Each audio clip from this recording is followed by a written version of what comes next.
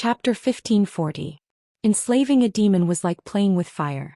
In the original history, the doomsday guards that the warlocks enslaved would have to be tested every once in a while. If the warlock's willpower was not strong enough, the big brother would break free and slap the warlock's face. It was not until later on when the warlock's magic developed that there was semi-permanent enslavement. The story told Duque that he should never believe that he could completely control a demon, and he should never judge a demon's values by the logic of an ordinary person. Although the Eridar Gemini looked like they were about to die, they would definitely sell him out as soon as they lost the pressure from Jaden or if they thought that they had a better way. Reality proved that even soul restraint was not that reliable. Since Duque could cut off a part of their souls, the enemy could do the same thing in the future and instigate the Gemini to betray him. The Eridar tribe had been with the Burning Legion for 25,000 years and had completely become a branch of the demons. Therefore the Gemini could use them but not put them in an important position. However, the Black Sickle Council was made up entirely of warlocks.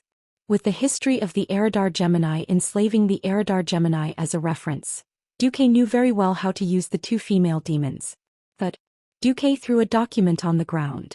Duque had never been one to overdo such arrogance, but it was a great deterrent to the Gemini. The seemingly gentle smile turned into a sneer in the Gemini's eyes. The Gemini thought to herself, he must be complaining that we didn't directly participate in the battle against Jaden, and drew a line with the Burning Legion. The Gemini who was kneeling on the ground moved her knees and crawled over to pick up the document. She secretly heaved a sigh of relief. They were still useful to Duque. Selaras, the Doomsday Army's bones will soon spread the plague. You'll be in charge of the Lordaeron region. You'll be in charge of infiltrating the tribe's warlocks. The Gemini who was initially a little anxious immediately became flirtatious. Even her voice sounded flirtatious. Do you have any special orders, Master? Duque thought it was funny. Originally, during the final battle with the Burning Legion in history, the bosses of each profession had their own performances. Warlocks were the worst of them all as a single demon lord had almost annihilated the Black Sickle Council. The others would have invited the Elemental Lords or the former Torbane King of Torrent Fort. However, the new Black Sickle Council was so poor that they could only send the Eridar Gemini to be the vanguard. Charging at the front was Gemini's final choice. They absolutely hated fighting. Therefore, Duque didn't need them to fight for him, which was very considerate of him. Dealing with the envoy of calamity who spread the plague was like fighting poison with poison. As a scheming female demon, of course, she knew how to infiltrate in the most secretive and effective way.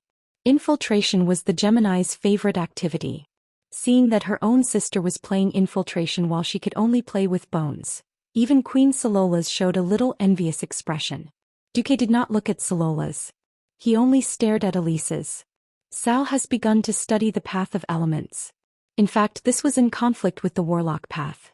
I have no intention of dealing with Sal. However, in the future, Sal is destined to be unable to suppress the more traditional young faction in the tribe. Once Sal gives up his position due to some unforeseen event such as an elemental riot, I will need a key chess piece. Ever since the Eridar Gemini decided to rely on Duque, they had done a lot of homework. They had to understand the current situation of the alliance such as the situation of the tribe.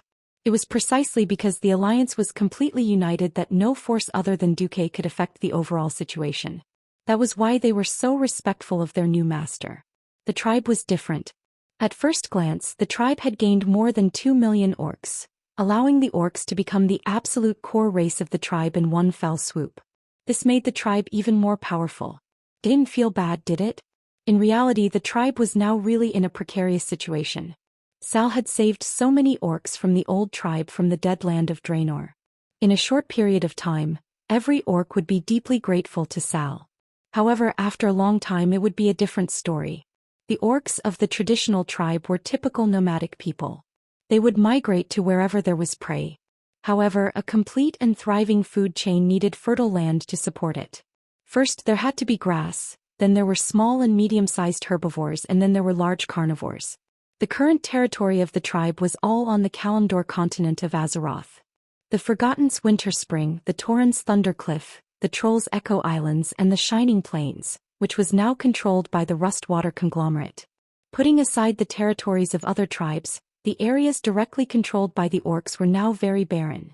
Durotor, the Barren Lands, the Thousand Needles and half of Stonetalan Mountain. Among them, Stonetalan Mountain had a territorial dispute with the Night Elves. In the entire Kalimdor continent, there were not many areas for the tribe to expand. The northern Night Elves occupied Azhara, Grey Valley, Fellwood Forest, Black Sea Coast and Mount Hyjal, completely cutting off the tribe's space to expand north. The two main cities of Exodar and Darnassus, which were in the northwest, were warning the tribe not to play with their navy here. In the east, Theramore was stuck in the middle of the tribe's territory like a nail, like a fish bone stuck in the throat, making the tribe very uncomfortable. In the south, Gadgetsan in the Great Tanaris Desert was a neutral trade zone. The goblins there and the Rustwater conglomerate were not on the same side. After the Karaji insect empire turned to Duque, they regained their foothold and, together with the Cenarian Circle, mixed with the hot sand group of Gadgetsan, and jointly developed the Ungoro crater.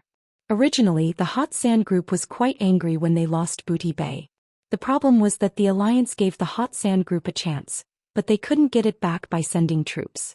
After the alliance occupied Booty Bay, they didn't return it to the hot sand group. Kul Dylas was ready to make it the new capital. The goblins were not so good-tempered. Even Sal and Wajin were ready to watch the show at that time. Who knew that Duque and Jaina would be so shameless? They directly knocked out the hot sand group with a stick in gold. Booty Bay was fought by the trolls.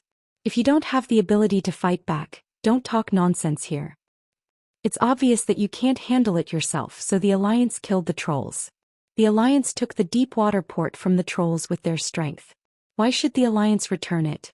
If you make any more noise, we will take it as a declaration of war against the alliance. All pro-alliance forces, including the Bronze Dragon and the Karaji Insect Empire, will launch an attack on Gadgetsan. Are you convinced? At this point, what else could the Hot Sand Group do? They couldn't beat the alliance, so they could only surrender to the couple, Duque and Jaina. The stick shocked the goblins, so it was naturally a sweet date. The alliance needs a lot of minerals, volcanic soil, rare earth. Let's develop the Ungoro crater together. Chapter 1541. Most goblins only recognized money. In the eyes of most goblins, the horde was poor. How could they be as rich as the alliance? What's more, the three richest families in the alliance were the Kurtiras, Alterac and Marcus families.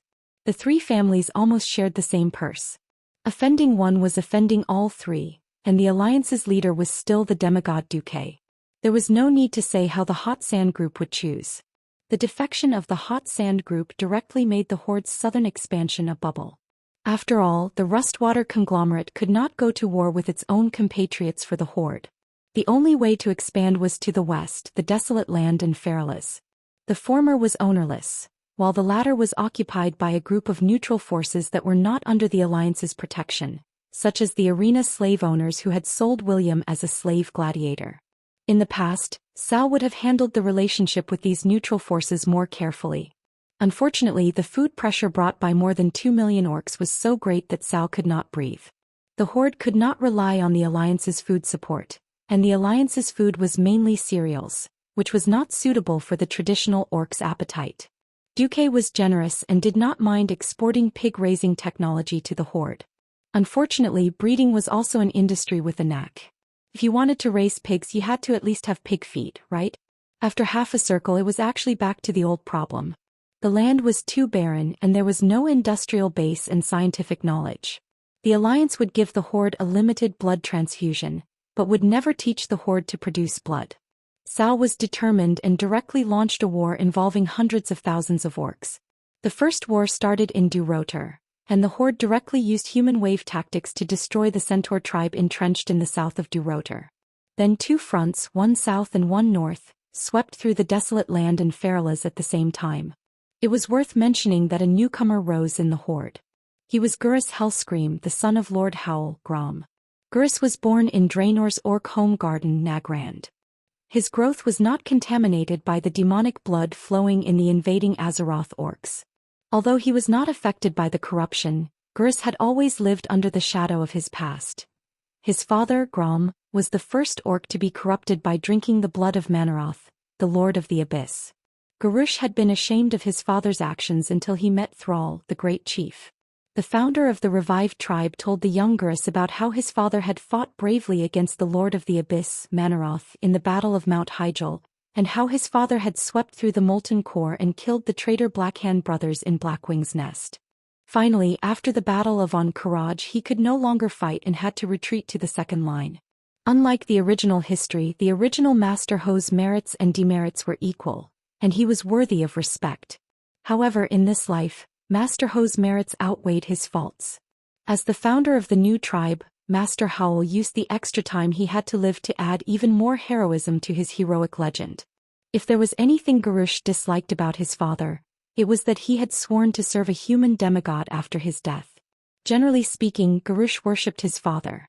Garush then followed Thrall to Azeroth as an advisor. Soon he was appointed as the leader of the Warsong clan's vanguard to wipe out the Centaurs. The courage, tenacity, and warlike he showed on the battlefield left a deep impression on the other members of the tribe. At the same time, they were worried about Garush's indifference to the opinions of the members of the tribe who were not orcs. Not to mention he deeply hated the Alliance. Even if the Alliance provided the tribe with transportation to evacuate Draenor. This was obviously contrary to the current mainstream multiracial integration of the tribe, as well as the friendly policy with the Alliance. Thrall saw this, but he had no reason to punish such a young and vigorous orc. In fact, most of the orcs from Draenor had such a temper. Thrall was now in a difficult situation. However, he still had to deal with Gerald. The demigod Gruul was not a good-tempered master. The only fortunate thing was that he chose to focus on the desolate land instead of the lush Faerlaz region, which the tribe was more optimistic about. When Duque briefly explained the situation of the tribe to the Gemini's mind filled in a lot of things. Does Master want auras to destroy the entire tribe by controlling the warlocks of the tribe? Not to mention auras, even Solola's was eager to try. The Gemini was the best at this kind of thing. Duque raised his index finger and shook it. This is too low-end. The words low-end made the Gemini's face turn red. Didn't this mean that their methods were not good? Duque pondered for a moment, then said directly, fate seems to be impermanent and irregular. In fact, the general trend of fate was decided the moment the leader made a choice. The Alliance will not take the initiative to destroy the tribe. Doing so will only make the Burning Legion happy. The power of Azeroth should not be weakened, because in 10 years at most, a full-scale war will start. But the division and conflict of the tribe was destined from the moment Thrall took in 2 million orcs to Azeroth. This rift will only get bigger and bigger. In fact, the Alliance does not need to do anything special at all. They only need to know the necessary information to be able to act at the best time and reap the greatest benefits. It's like ambushing kill Jaden. When Duque said this, the Gemini's heart trembled at the same time. This time they finally understood that the difference between them and Duque was not in strength, nor was it in controlling souls, but in the realm of thinking. Just like this time, Kill Jaden put in a lot of effort and did not hesitate to let Illidan go. Even when the Alliance besieged the Outland, he remained silent so that he could secretly set up a portal to the Well of the Sun to sneak in.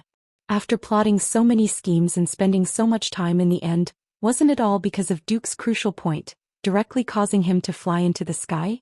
This kind of taking advantage of the enemy's plots and conflicts to achieve the greatest results with the least amount of effort was the highest level of planning.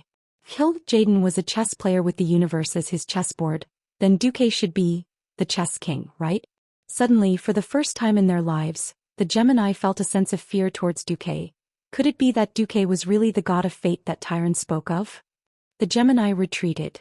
Soon Duque summoned a second group of people. It was the Shorty King's group. The 3 Bronzebeard brothers, Kudrin Wildhammer and the great craftsman Jurban. Duque said immediately, the Alliance is now like a war machine. Once the machine stops, it will be difficult to restart it. So the machine can turn slowly, but it cannot stop. I have a plan now, that is the Fearless Fortress. Chapter 1542. Fearless Fortress. Just the name alone was enough to make one's blood boil. All of a sudden the breathing of the dwarf kings quickened, especially Muradin. He had been betrayed by Arthas, whom he had once regarded as his best friend. This was a humiliation that would never fade from his face. Arthas was not completely depraved when he pulled out Frostmourne. It was one thing not to finish Muradin off. Betraying Muradin was another. Not only Duke, But even Magni noticed that his second brother's fists were clenched so tightly that cracking sounds could be heard. Brother. His eldest brother's call made Muradin return to normal. Sorry, I forgot myself. Seeing Muradin's quick reply, the other two brothers smiled. Magni patted Muradin's shoulder. This is the Bronzebeard family's rock. Rock solid. This was a compliment for dwarves. Then Magni nodded at Duque. Duque announced, good. As for the construction and defense of the fearless fortress, I'll leave it to Kudrin, Muradin, and Jurbin. Kudrin will be the commander of the fearless fortress. It was a very reasonable arrangement. Kudrin was the real king, so he was naturally the leader. Jurbin was in charge of technology and Muradin was in charge of the army. It was a very reasonable arrangement. Duque turned to Bulang. Bring Naxxramas to cover the construction of the fearless fortress. Of course, you won't be the only one to cover the troops. With a thought from Duque, the door to the study opened again. Two energetic elves walked in. The elemental waves on their bodies were so strong that they could be seen with the naked eye, and attracted the attention of others. It was naturally Vashj and Kale. That's the two who had a difficult life in history, falling into the path of evil and finally being destroyed at this point in time, had now become the backbone of the alliance. Duque was truly amazed at the wonders of fate. Duque smiled. Kale. I was busy dealing with Kill Jaden, so I haven't told you about the crusade against Arthas. But I think you'll be happy to come. The handsome former prince had become more mature after going through so much. His jade-like face had a determination that had never been seen before. Of course I'm willing. For our dead comrades. For that unforgettable history. For the future of Azeroth. I will not shirk my duty. Good. Bulang's face lit up. With a Breaking Dawn mage who was the closest to becoming a demigod overseeing things, it was much safer. Duke looked at Vashj again. He did not say anything and just nodded. It was precisely because they were familiar with each other that there was no need for words. This sense of intimacy and trust made Vashj even more excited, with a mixture of sweetness and fanaticism. In her elven form, Vashj twirled the corners of her skirt with both hands and performed a maidservant's bow. At this point, the early preparations for the expedition to No Scent were already perfect. Duque concluded, Lich King Nazul's will was not strong. After the fusion, it should be dominated by the will of the former Arthas. I have to say Arthas is quite a talented fellow. Arthas will be very patient. But patience didn't mean waiting for death. Thus, my request is to complete the preparations for the Allied army's attack on Northrend without provoking Arthas to wake up early. The Alliance needs a large batch of griffins and hippogriffs that can adapt to extreme cold weather. We need a feasible plan to quickly build a railway. We also need a forward operating base that can accommodate 500,000 troops. Everyone, let me emphasize again. This is a war between the living and the dead. There is no way out of this. Please be extremely cautious. Most of the people present had experienced the third battle of the Dark Portal or were strong people who had already proven themselves on the battlefield. There was not even a single newbie. In addition, they had more or less worked together before, so there was no problem at all. After Duque decided on the candidates, they automatically entered the state and began to discuss countermeasures. Duque was very satisfied with this situation. The Alliance indeed had him as the core, but it was not an incompetent organization that had to ask him for instructions for everything. After 25 years of campaigning, the leaders of the Alliance, other than the hooligans, were all amazing people who could take charge of an area. Moreover, Duque had more important things to do. After Kudrin and the others left, Duque entered a state of meditation on the highest floor of the Karazhan Mage Tower. System Elf, establish an analysis model. Divide the entire process of my battle with Kill Jaden into different modules, with elemental fluctuations, magic circuit operation, external energy exchange, energy compression and expansion as the standard. I need to fully analyze the magic of the Eridar family and strengthen their control over the elements. The initial standard is true god level. In addition, I also need to establish a spatial model. I need to fully scan the entire planet Azeroth. I don't want the space barrier to be broken at will again. That's right, Duque found that the space barrier of Azeroth was getting more and more troublesome. Before Medivh was possessed by Sargeras and opened the Dark Portal, the intelligent creatures of Azeroth had a comfortable life. Ever since Old Mai was possessed and started to cause trouble, The space barrier of Azeroth had been getting worse day by day. There were internal and external reasons, so it was understandable that everyone hated Medivh. Of course, Duque didn't have the time to care about these old scores. The problem in front of him now was that the Blue Dragon King Malygos seemed to want to cause trouble. As the first person in Azeroth to be granted a magic position by the Titans, Malygos had always regarded himself as the ultimate ruler of magic. During the ancient war 10,000 years ago, he was extremely dissatisfied with the High Elves' abuse of magic, which led to the Burning Legion.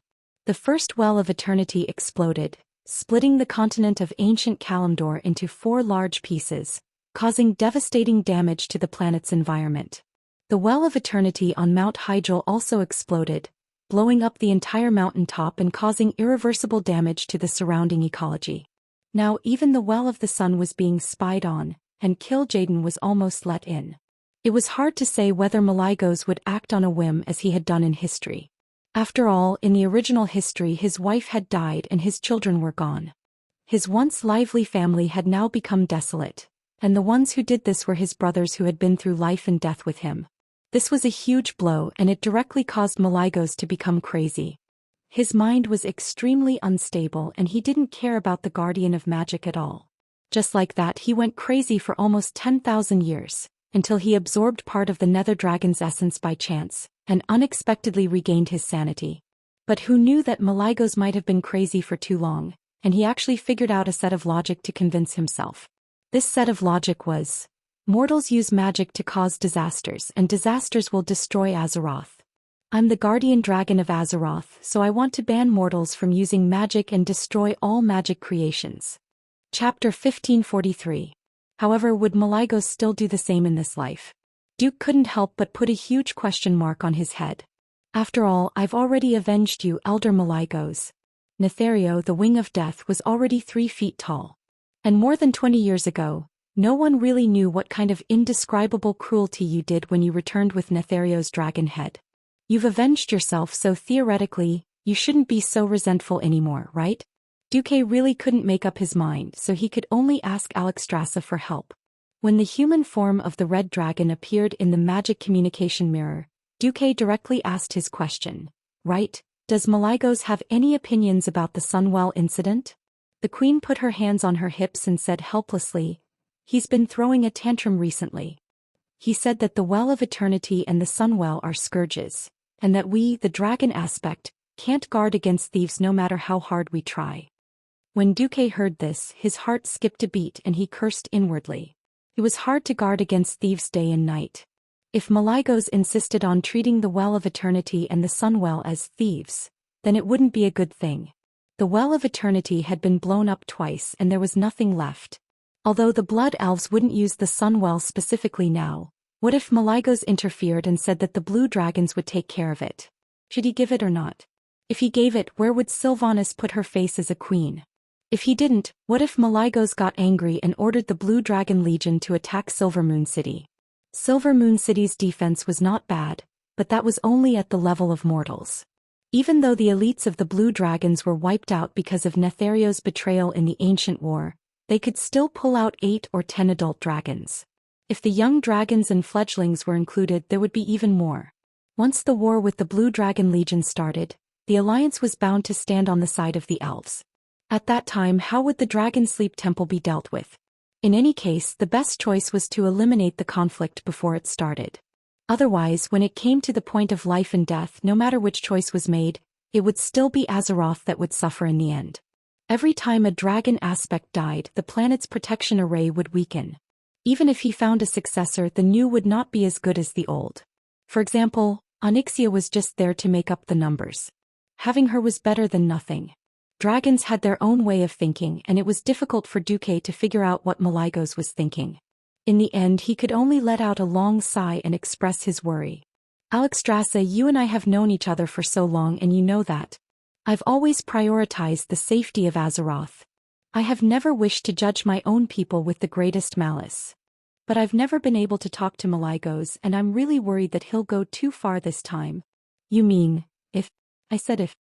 Duque emphasized. If Malygos insists that the Sunwell is a scourge, I can agree to seal it on behalf of Queen Sylvanas. However, he definitely couldn't hand over the task of guarding this place to the Blue Dragon tribe, at least not on the surface. Do you understand what I mean? When Duque said this, Alexstrasza's eyes lit up, and her bright pupils shone with a dazzling light. Hehe. As expected. I knew you had a better idea. Only now was the Red Dragon Queen willing to tell the truth. Actually, since the day they defeated Kil Jaden, Malygos had been throwing a tantrum in the Dragon Slumber Temple and smashing several side halls. He was really shouting that mortals were not qualified to use such terrifying magic. Duque secretly compared it and found that Malygos was slightly milder than in the original history. At least he didn't claim that mortals were not even qualified to use magic. However, Malygos proposed to put all magic users under supervision. For example, all humans and elves should be connected to Duque's magic net, and all mages should be regulated. All spellcasters who did not connect to the magic net should be killed upon discovery to prevent future trouble. Now this was because Duque had helped him take revenge and because Duque was now a true demigod of Azeroth. Even so, Malygos's words were still unacceptable to Duque. How could the world be so simple? This kind of black and white approach would only force all neutral parties to stand against one's own. Moreover, all models and regulations would only stifle the invention of all new magic. This was what Duque valued the most and could not accept. Duque pondered for a long time. Alexstrasza, can you help me make an appointment with Malygos? There are some things I want to make clear to him in person. The Red Dragon Queen shook her head regretfully. Sorry, that guy is stubborn and loves face. He used to look down on you. No, it should be said that he looked down on all existences other than the dragon aspect in Alun. Now that you are on equal footing with him, he can't accept it. In fact, even if you use magic to send him a message, he will refuse to answer. Duque was embarrassed. Malygos, why did you give up treatment? After complaining in his heart, Duque could only sigh. Well, then I suggest that we let Kalegos and Matagosa guard the sun well. As for the rest, when he calms down you can slowly persuade him. Okay, thank you for your understanding. The Red Dragon Queen showed an apologetic expression. After ending the magic transmission, Duque's eyes and expression became cold. Malygos, don't be untactful. Since you are fated to die in history, if I try my best and you still insist on courting death, then don't blame me. Even if I pretend to be a good person, there is a limit. This time, Duque waited for 3 days, relying on the system elf to review the official documents while waiting for news from Malygos. It seemed that history had taken an unknown turn because Duque killed Nesario ahead of time. The news from the Temple of Sleeping Dragon was that the Blue Dragon King had finally decided to send Kalegos and Matagosa to supervise the restoration of the space around the Sunwell. Duque and Queen Sylvanas met the 2 blue dragons on the dilapidated Isle of Quel'Danas. Kalegos looked the same as before. He still had blue hair that Duque found very irritating, but at least Kalegos had used the ultimate transformation spell to give himself a pair of long pointed ears and the exaggerated long eyebrows unique to elves. And his attire was no different from that of a standard noble mage of the Silver Moon Council. If it weren't for the fact that most elves lived long and basically knew all the former members of the Silver Moon Council, he might really have gotten away with it. As for Matagosa, she really had the appearance of a human woman. However, the robe she wore and the badge she wore belonged to the Marcus family. In theory, she was here on behalf of the Marcus family to monitor the Sunwell. This was quite interesting. Chapter 1544. Duque could only say that Matagosa's imagination was not small, and it was quite on point. To push Kalegos back, one had to become a human woman. There were not many human kingdoms or forces that the elves would not dislike, and the Marcus family was the best choice. Now the entire upper class of Sindorii knew that the 3 queens and sisters were Duque's property. Without Duque's support, Sindorii's livelihood would definitely be much worse than it was now. The Blood Elves had rather complicated feelings about Duque. On the one hand, they were grateful for Duque's strong support. On the other hand, they lamented that their most beautiful cabbage had been taken by a wild boar, and a demigod level 1 at that. Of course, the overall impression was still pretty good. With the endorsement of Duque and Queen Sylvanas, the elves quickly accepted Carrie, who had returned from learning magic from the Dalajan, and Maddie, the inspector of the Marcus family, as the new guard captains of the Well of the Sun. Avoiding direct conflict with the Blue Dragon Legion, Duque secretly breathed a sigh of relief. Before this, Duque had secretly pulled almost 80% of the Alliance's air force into the Long Song forest. Now that there was no need to fight, Duque was in a good mood. He glanced at Mathagosa and then at Calegos. Only the Blue Dragon sister could understand his actions. Mathagosa did not avoid it and directly made a V gesture with his finger in a blind spot that Calegos could not see. This was definitely not the meaning of victory. This gesture was similar to the Guan Yu that was often worshipped at the entrance of restaurants. A knife in one hand and 2 fingers in the other. The meaning was simple and straightforward. Cheating neither old nor young. I'll cut you down 2 tails for a pound. Mathagosa was telling Duque that he had successfully pushed Calegos twice. Alas, the love of dragons was so simple and straightforward. Alright. You win, coquettish dragon. Without the Blue Dragon Legion to stir up trouble, Duque could put his energy back into the Alliance. The Alliance's wartime economic model could not be immediately revoked. It was like a taut string. Once it was too loose, it could easily snap if it was tightened again. Duke only ordered the military industry to work in 3 shifts 24 hours a day, 6 days a week, with 2 shifts of 16 hours a day. There was no other way. Historically, when the Allied armies attacked Northrend, they relied on men and horses. The number of soldiers and civilians who froze to death and frostbite was astronomical. Letting the soldiers who were cold, tired, and lacking supplies fight against the tireless dead was no different from sending themselves to their deaths. Duque wanted to reduce the Alliance's losses, and having Kudrin build a forward operating base was only the first step. More importantly, the Alliance army changed. With the precedent of the millions of German troops attacking the Soviet Union in World War II on Earth, Duque, who knew the bitter cold of no scent, had made a lot of preparations. There were 1 million sets of military coats for humans, dwarves, gnomes, elves, Draenei, and even 30,000 sets for orcs. Then there were matches for the fire, as well as whale oil gels and industrial gels that had been cut into small pieces beforehand. Whale oil was easy to process, but the production was too low. Industrial gels were one of the byproducts of refining petroleum. Although it was a bit smelly, it was the best fuel in no scent. Since it could be burned, it was the best for the soldiers to cook on a picnic. Imagine marching for a whole day in a world of ice and snow dozens of degrees below zero. If they could only eat cold compressed biscuits and drink snow water that would freeze their stomachs, what a nightmare it would be. If there were fragrant hot soup and food, it would be extremely beneficial to physical recovery and morale boost. In addition, the writing of the winter code, the weaving of winter clothing, sleigh training, and all kinds of trivial things might seem unremarkable, but those who knew would know at a glance that it was because of the various preparations made before the war that the soldiers could play their due combat power on the front lines. The Alliance is really lucky to have a commander who doesn't treat soldiers as mere consumables. Every officer praised Duque in unison. Thinking about how Duque could be a god who didn't care about anyone, everyone's respect and love for Duque deepened. It was lucky to have a wise leader such as the Horde. At least under Sal's leadership, more than 2 million orcs escaped from Draenor. However, a little bit of luck was not enough to bring a horde with millions of people on the road to happiness. After not having to face the outland that was gradually collapsing, food and other problems became increasingly prominent. What was even more unfortunate was that because the Dragon Sleep Temple had previously concentrated most of the energy of the planet's protection array to bombard Jaden, many demons had been released. In fact, the number and quality of demons that had parachuted into the Eastern Kingdom and Kalimdor were about the same. However, the Alliance not only had a perfect magic communication system, as well as a patrol system in each village and town, but also a magic net that covered a large area. It was no exaggeration to say that if there was any movement in the Alliance, Duque, as the highest commander, would be the first to know.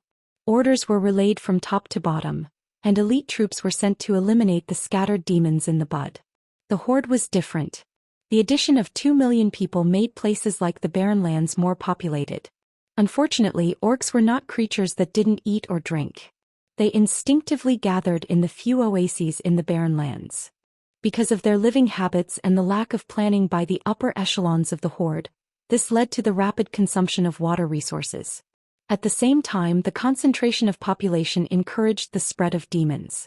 Several times when the Horde discovered the problem, thousands of people had died, and several villages had been completely destroyed.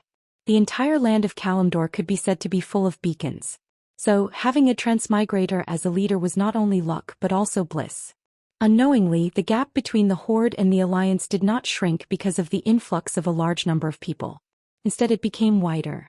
After all, the Horde had problems digesting the population, and the conflict between the new Horde led by Zhou and the traditional orcs from Draenor began to expand.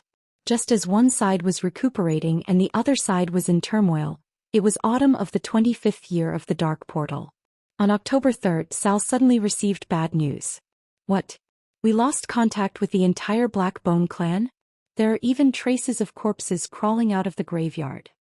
The Blackbone clan was just an inconspicuous small clan among the thousands of orc clans of various sizes. But the death of an entire clan and the possibility that they had become undead soldiers touched Zhao's sensitive nerves during this period. It wasn't that the Alliance didn't remind the Horde that the Scourge army could come again at any time. But Zhou was almost broken by all kinds of internal affairs. After all, before the Scourge army came again, half of the Horde had to starve to death. Throughout the spring and summer, the Horde was struggling for survival. Chapter 1545. It was obvious that the tribe would have to pay for their carelessness. The current situation was like an endless loop. The tribe lacked food and hunting alone was unable to meet the needs of the rapidly increasing orc population. The Alliance was not a charity. If you wanted food from the Alliance, you had to exchange it with ores. Traditional Draenor orcs also hated the act of engaging in productive work. Not only did they refuse to be miners, but the clans also refused to hand over their own hard work to the tribe. Since there was nothing to eat, the clans followed the tradition of robbing other clans. If the clans next to them did not have food, they would go to places with food like locusts. In the area controlled by the tribe in Kalimdor, the most fertile land was the grassy Thunder Cliff. Many starving orc clans ignored Thrall's ban and reached out to the Tauren Kodo herd. In their eyes, this kind of huge beast was worthy of the tribe's warriors. Cairn Bloodhoof ran to Thrall to complain every 2 or 3 days. Thrall repeatedly forbade the orcs from attacking the Tauren territory, but the poaching situation was still very serious. Not only poaching, but there were also private fights every day. Draenor orcs, ogres and even Gruul's subordinates, Gollin, all came to Thundercliff to eat. This drove Cairn crazy and he almost announced that the Tauren would withdraw from the tribe. In the end, Thrall had to let Varrock Salyafar patrol the border of Thundercliff with the chief's personal guards. Those who were caught poaching were publicly executed, and the situation was barely suppressed. Unfortunately, Thundercliff was the shortest and most convenient passage to the desolate land. As long as the Tauren stayed in the tribe, there was no reason to refuse the orcs to pass through their territory. It made the Tauren watch every orc passing through the road like a thief. This further exacerbated the conflict within the tribe. Now, seeing the report that the Scourge army was likely to sweep through Azeroth again, Thrall, who was inspecting the crossroads of the Barren Lands, felt deeply frustrated after reading the report. Was I wrong? I spent half a year, but I still couldn't let my people live a stable life. His eyes, which were always incomparably firm, began to have a confused look. Wajin did not know how to persuade Thrall, so he could only pat Thrall on the shoulder. No, Chief, you have done very well. No one in the tribe will do better than you. Shlisar was also bewitched. Even in Duke's celestial empire, it was not a simple thing to change from a nomadic people to a farming people, and it was not something that could be done in a short period of time. Throughout history, the Han had assimilated many nomadic tribes, but it often required the efforts of several generations to constantly change their customs and provide better living conditions and job opportunities before the transformation could be completed. Originally, the best way to divert internal conflicts was war. Unfortunately, the Alliance would not give the Horde such a chance. The absolute difference in power was not only known to the orcs that Thrall had brought from the Eastern Kingdom. Even the orcs who migrated from Draenor knew about it. While the Alliance was transporting the orcs under Duke's secret guidance, they did not hesitate to show off the Alliance's muscles. The disciplined soldiers, the earth-shattering cannons, the rumbling tanks, and the gigantic battleships. Even if the targets were scattered demons or crazy evil beastmen, it was enough to leave a deep impression on anyone who saw it. To be honest, Zhou felt like it was a miracle. Almost every night when he lay down, he wondered if the Alliance would turn around and destroy the Horde without the oppression of foreign enemies. However, at this time, Zhou could not think too much about it. He would never forget how he led the newly freed Horde to fight the Scourge Legion in the southern Dalajan 10 years ago. Even if the Horde now had a branch of the Forsaken, The Forsaken who did not go too far could not be compared to the Scourge Legion who spread death wantonly. Alas! Cao sighed deeply. Wuxia, pass the order to gather the warriors of the Frostwolf clan and select warriors suitable for the cold weather from the tribe. We have no choice but to accept Duke's proposal for an expedition to Northrend. Who is going to lead the army? Wuxia was not actually asking but reminding Cao. Now that the atmosphere in the horde was so stiff, most of the other races were unwilling to go on an expedition. No one wanted to go out here and have their homes raided by their own people. Especially the Tauren. The Alliance had put forward a requirement for cooperative warfare, and most of them were infantry. If the Tauren did not go, then only the orcs could fight in close combat. Cao's eyes were filled with sorrow. Just as he was a little hesitant, a young and majestic figure came into his sight. It was a burly young orc. Unlike the traditional Draenor orcs, he was more disciplined, and he also believed in the ideals of honor and firmness that his father believed in. And his character determined that he would be a brave warrior until the last moment. What do you think about letting Draenor go? Dranos Seraphar was Dranos Seraphar, also known as Little Seraphar. He was the young son of Varrock Seraphar and the nephew of the Horde's great hero Brock Seraphar. Whether it was bloodline, status, or battle record, he was the leader of the younger generation. However, will the Alliance think that we are not good enough? Wuxia cautiously reminded Cao. Cao smiled bitterly. Can I leave in this situation? Could Varrock walk away? Where are you going? The leaders of the Horde could not leave. Now the Horde was like a barrel of gunpowder, exploding at the slightest touch. If Cao was not here, the Horde would self-destruct without the Lich King's attack. Wuxia, as the first advisor under Cao, was not only the leader of the trolls, but also the mediator. Many things that the chief could not come forward, he would come forward. Cain was nervous, so of course he would not go out. Anastrian would not appear in front of the Alliance if he had a guilty conscience. As for Galavix of the Rustwater conglomerate, the ruthless and cunning prince of trade, would he be willing to go to the battlefield for the Horde? There was no other way, they could only pick the tall ones. Cao comforted himself and said to Wuxia, the Alliance has many talented people, and the Horde must also cultivate their own talents. Otherwise we will fall behind. Sometimes we can only let go and let the younger generation go. In fact, Cao was also very young. He was now 25 years old. Unfortunately, Cao had started his career early. 10 years ago he had already become the founder of a new tribe and had become more senior. Woken could not refute what he said and cautiously said, Duke Marcus' personal integrity is still very good.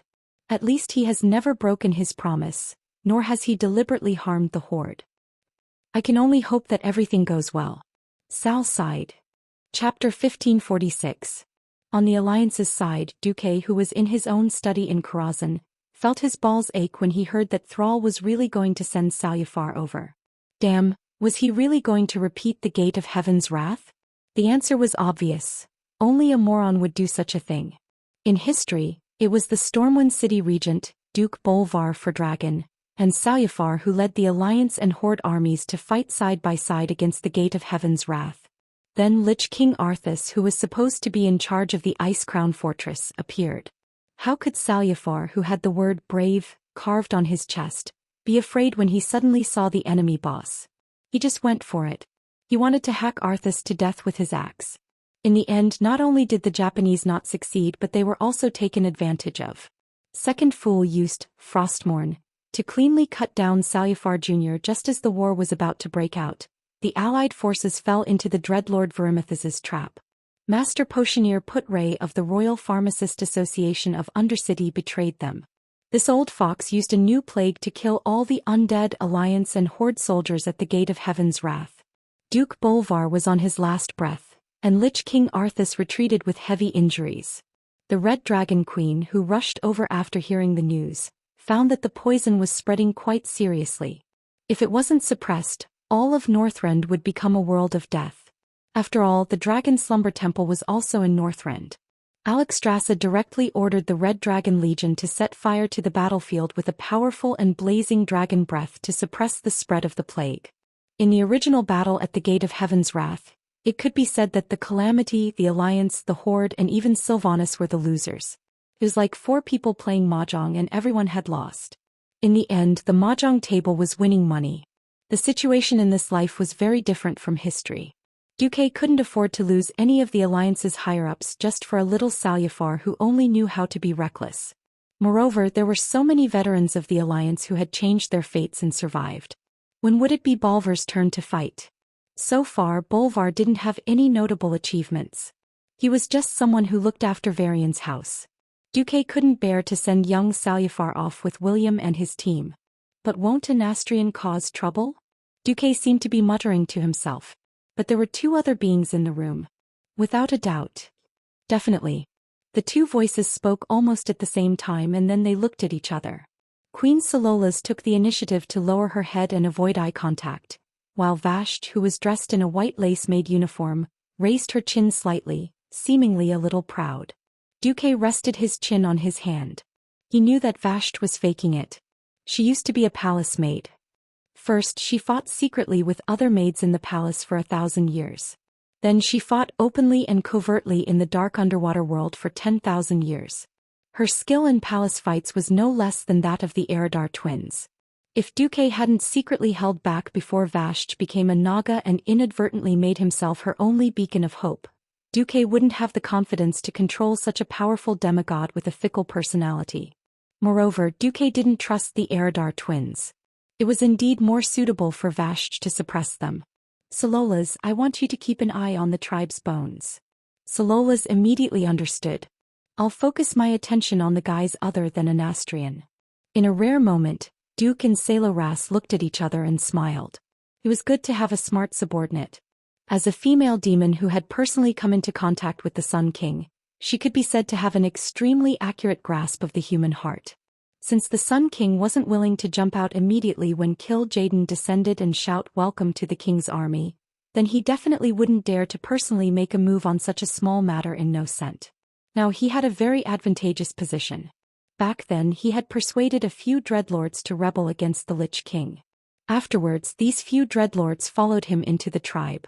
According to him, these guys were just like the demon pets enslaved by the warlock. They were very obedient. This was bullshit.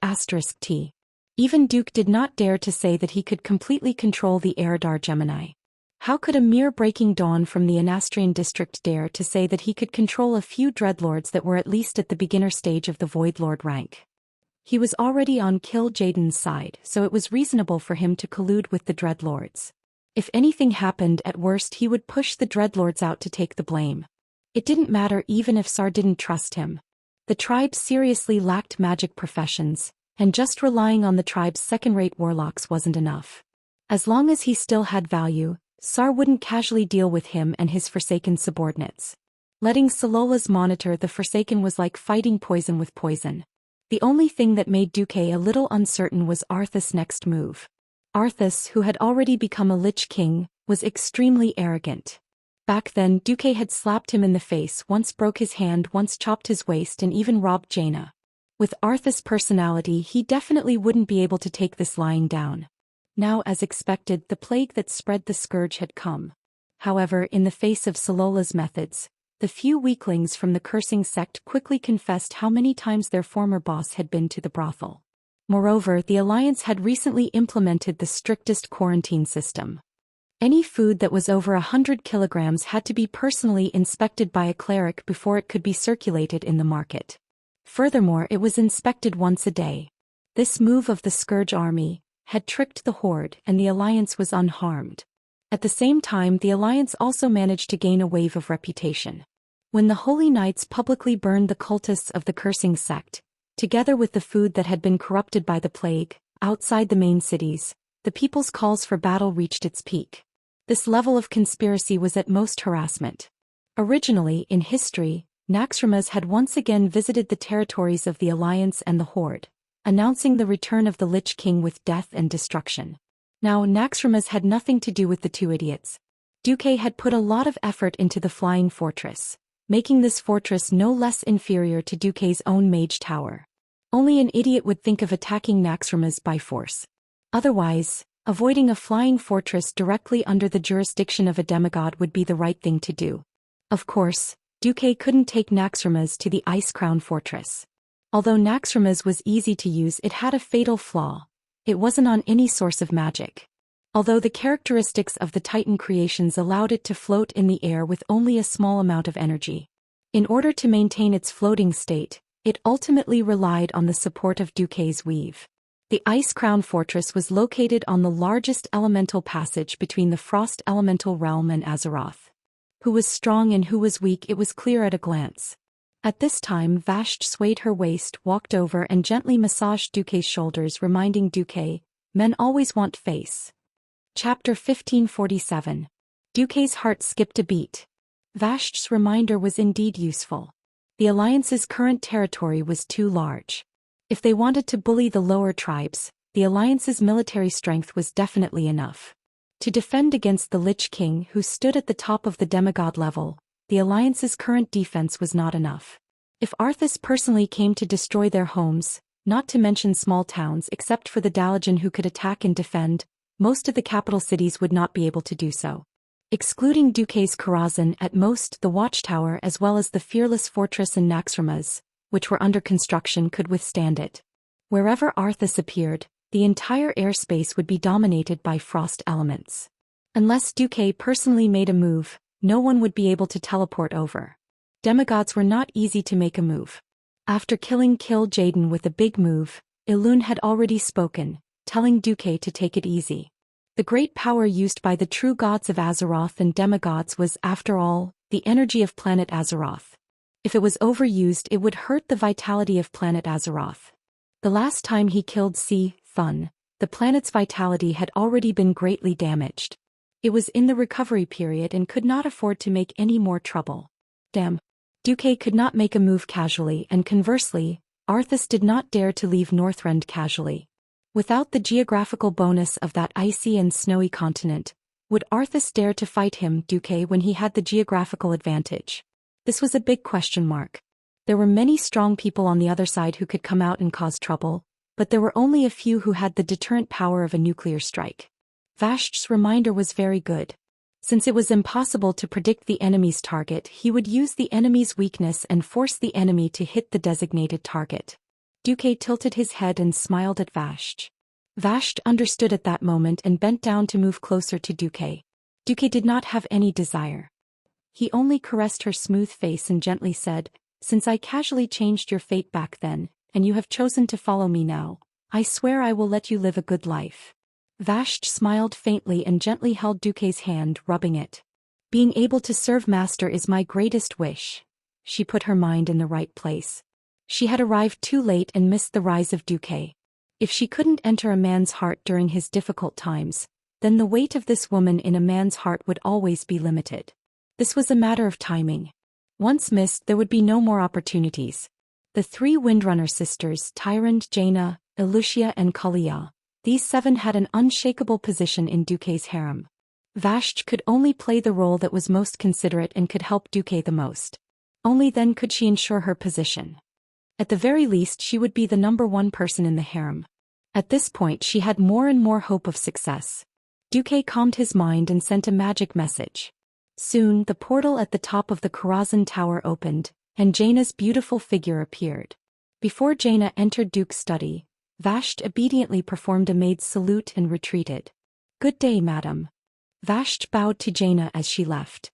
"Hello, Suleika." "Thank you, madam." Just the details of how they addressed each other was enough for the two to complete a friendly exchange. Jaina had not married Duque yet, so calling her Majesty or Lady Proudmoore would seem too distant. Calling her madam was a compliment to Jaina and an acknowledgement of her position in Duque's harem. Jaina called Vashti Suleika because she acknowledged her special position by Duque's side. The two brushed past each other. Jaina closed the door after entering the room and went straight to the point. "Is it about Arthas? Is she going to provoke him again? Will it succeed?" Jaina was very smart and immediately guessed the key point. Back in the Fellwood Forest, Jaina did not have any psychological burden after messing with Arthas once.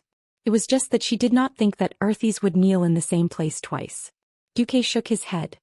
No, it was barely successful back then. Now that Arthas has merged with Nizul's will, it is even more impossible to succeed. He is calmer now. Huh. Then what should we do? Jaina very naturally walked around Duque's desk and sat on Duque's lap. Duque smiled and completed the posture of carrying her. Doesn't Arthis never forget that he is the master of Lordaeron? Jaina naturally understood. Then I will visit Lordaeron? Duque smirked and kissed Jaina. I will go in private. We will go this far together. Lordaeron used to be the only pearl of the alliance. After Arthis killed his father 15 years after the Dark Portal, Lordaeron once fell and became a city of death. After that, Anastrian occupied it for a short time and almost turned it into a city of darkness, which then became a tumor in the alliance. Fortunately, when Lordaeron was on the verge of destruction, Duque first brought out Kalia Menethil, the legitimate heir. Later he organized an army of the alliance to drive away the Sun King, which led to the revival of Lordaeron. 10 years had passed. Almost the entire land of the eastern and western plaguelands had now been decayed. Now, with the help of Tyrande and Malfurion, and the help of the druids of the Cenarian Circle, the rotten soil was finally purified. Those that could not be purified were all taken to the endless sea and thrown into the great whirlpool. Kalia discussed with the ministers and renamed the eastern and western plaguelands to the Eastern and Western Holy Light. This name was actually quite suitable for the current situation. After all, in the former eastern plaguelands, there was the holy city of Stratholme, which had changed history, and the Holy Light's Hope Chapel. In the western plaguelands, there was Uther's tomb in the south of Andorral, which had been destroyed by the Calamity army. With the support of Duque and Kalia, Tyrion Fordring and Gavin Raddoom, the only 2 remaining 5 Silver Sages, had changed Andorral into the headquarters of the Silver Hand Knights. There were more than 10,000 knights stationed there for a long time. There was also a mechanized corps composed entirely of humans, with 600 tanks of various types and 30 flying battleships. There was also a Dalajan mages as well as more than 1,000 paladins or paladin apprentices.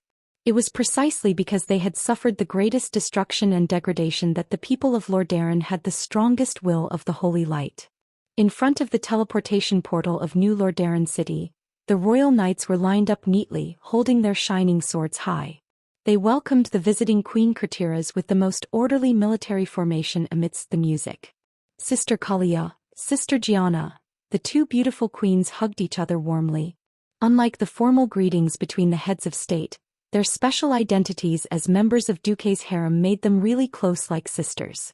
Even the most picky person would not be able to find any trace of hypocrisy when looking at them. The new nobles of Lordaeron looked at them with pure admiration on their faces. Chapter 1548. The queen was as beautiful as a painting. She aged quickly, and no matter how beautiful a woman's looks were, they would only last 10 years. These 2, on the other hand, were immortal and youthful. Kalia's pure and exquisite face still retained a strong girlish aura. Her doll-like face and figure made her look like the most perfect work of art, to be looked at from afar but not to be desecrated. As the elemental aura around Jaina grew denser, apart from her natural intellectual beauty, there was now an additional layer of psychedelic color, making her look even more mysterious. Moreover, their elegant temperament and noble status naturally made the hearts of the entire continent's bachelors fall in love with them. If a mortal could obtain the favor of one of them, or even just a single night at their bedside, it would be enough for them to brag about for a lifetime. Unfortunately, such women were destined not to be stolen by mortals. Their common man was Duke Marcus, the Alliance's great hero, supreme commander, and one of the few genuine demigods in Azeroth. Since it was impossible to possess, there was only praise and recognition. Perhaps a subject who caught the eye of Her Majesty the Queen would be granted eternal life. That was what they were aiming for. For example, Edwin Van Cleef had been a mere stonemason back in Stormwind. Once upon a time, the nobles of Stormwind and even the entire Alliance had looked down on this low-born thief and stonemason, saying that he was written as a marquis, but read as a country bumpkin. They even mocked him for wanting to marry his daughter off to a noble. As time went on, everyone changed their opinions. These days there were more and more experts who could enter the realm of heroes. Gradually there were various classifications of heroes. The lowest was the ordinary hero, and above that was the epic hero and the legendary hero.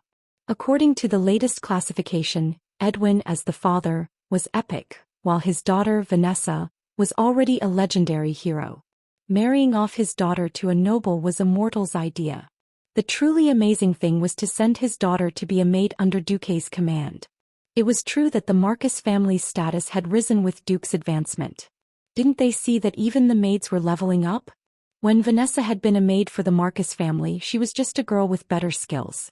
Later on, the one who wanted to be a maid was already a radiant moon great astromancer, Solarian. Recently, with Vasht's allegiance, everyone suddenly discovered that only a demigod could become Marcus family's maid. Countless nobles beat their chests and stamped their feet in regret. Fortunately, be it the Rotterdam Kingdom or Stormwind, the nobles of the entire alliance had basically been purged once or twice for various reasons. Some of the nobles who were able to survive until today were new nobles who rose to power after the first battle at the Dark Portal. The remaining nobles who came from the old era were mostly new nobles who had accepted the thinking of the new era. Everyone also understood that the era of relying on bloodline was over. Only by taking on more responsibilities and making more contributions could Azeroth continue to exist and everyone live a better life. Moreover, under Duque's leadership, the alliance became stronger and stronger. Everyone personally witnessed that. The Horde, which had been a serious threat to the survival of the alliance, had been left far behind. The economic, livelihood, military and other areas of the cake were getting bigger and bigger. Everyone was getting a bigger share, so there was nothing to be dissatisfied about. Hence, even though they were fighting for it, it was still generally in a positive atmosphere. During the meeting, Jaina felt the friendly gazes from the nobles. She teased, "Sister Kalia, it seems that your control over the country is quite good. I'm in trouble. I have to earn money all day and then build ships so that those guys don't complain.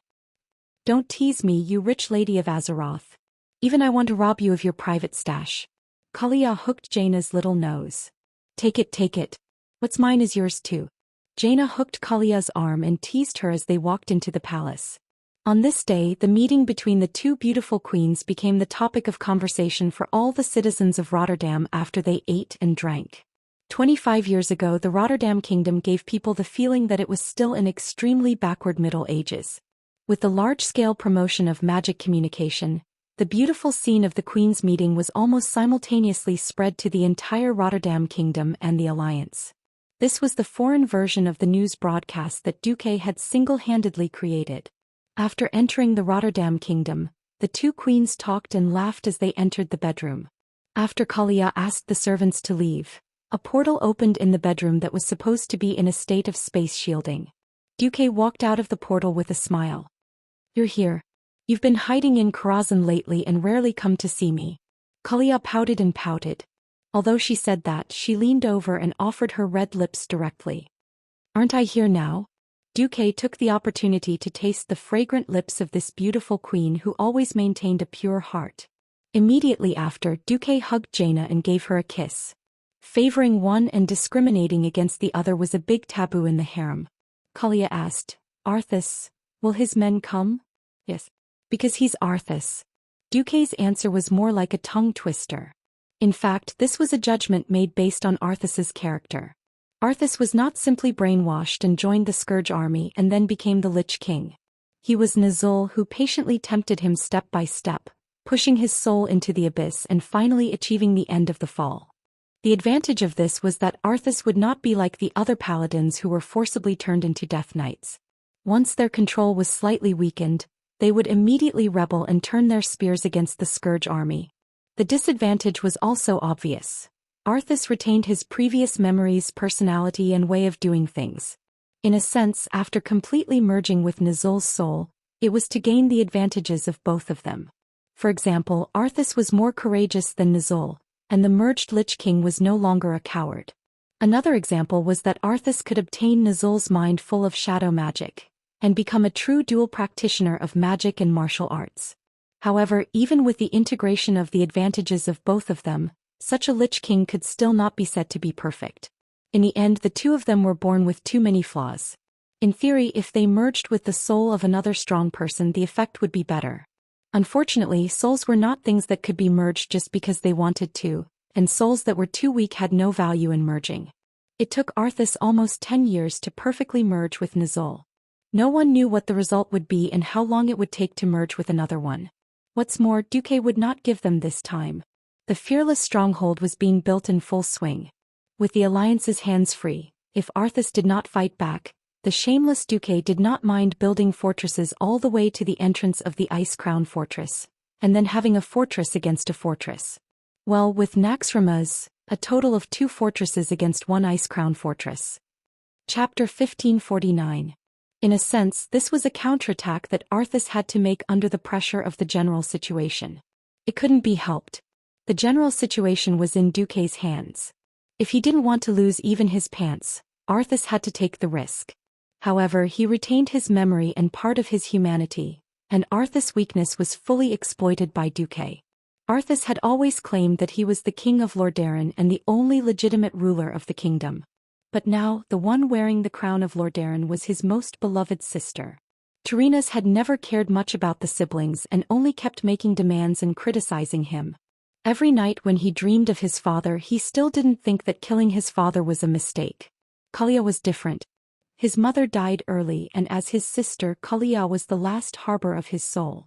If he had known that his sister was not dead, he might not have fallen.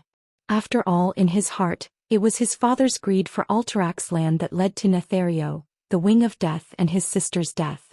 But before he fell into a deep sleep, he knew that Kalia was not dead. 10 years had passed, and when he woke up he found out about a series of shocking things. Duke had not only taken care of his beloved childhood sweetheart, Jaina, but he had also clearly eaten his biological sister at the same time. The man who had stolen his woman had become his cheap brother-in-law in the blink of an eye, and he hadn't even been given a public status. This contradiction, anger, and entanglement. If Arthas were still a living person, she would probably be tormented to the point of insanity. This terrible situation had become a problem that he could never get rid of from his soul. To become a pure Lich King, he had to completely abandon his humanity. The cruel part of his soul that belonged to Nazul was driving him.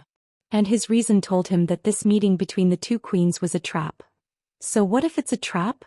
Thousands of miles apart, the 2 men who could stir up a storm in this era said the same thing.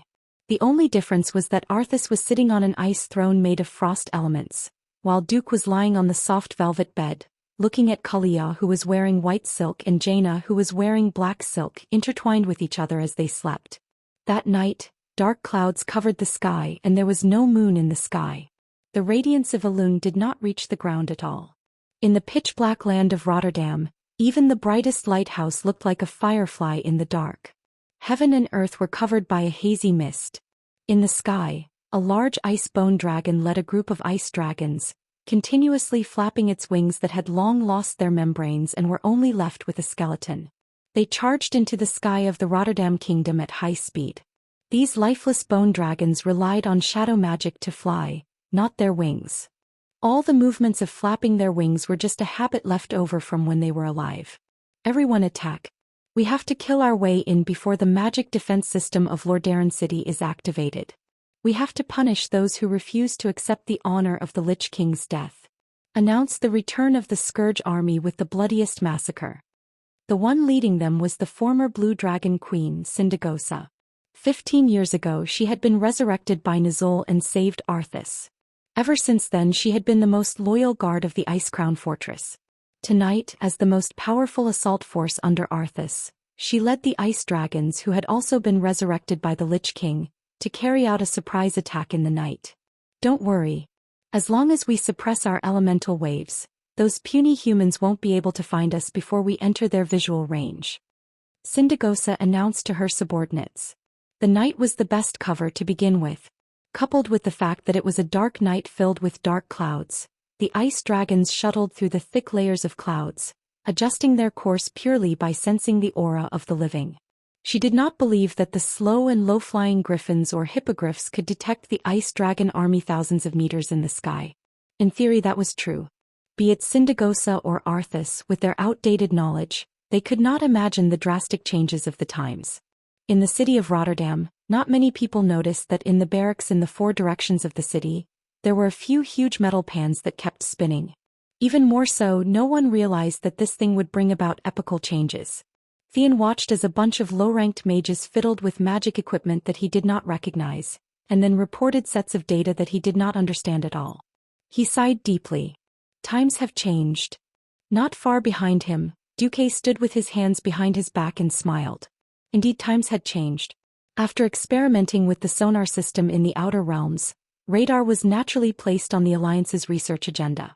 Duque wanted to push forward with this project as soon as possible, but unfortunately no matter how many ideas he threw out. The gnomes and dwarven scientists were also working hard to help him realize all kinds of inventions that were like black technology to this world. The industrial base of this world still restricted the development of all kinds of new technologies. For example, radar. Although the Alliance already had diesel engines, they were pure machinery. Electrification, on the other hand, was a completely different matter. Duque had used the rotating electromagnetic coils to create a generator for the Alliance, but there was still a long way to go before he could create a stable electronic radar.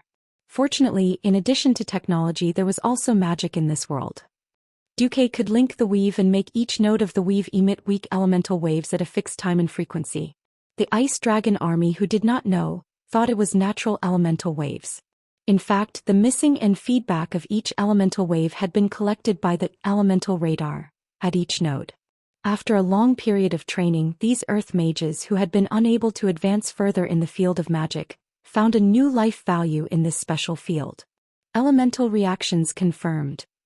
For the time being, there are 114 confirmed reactions.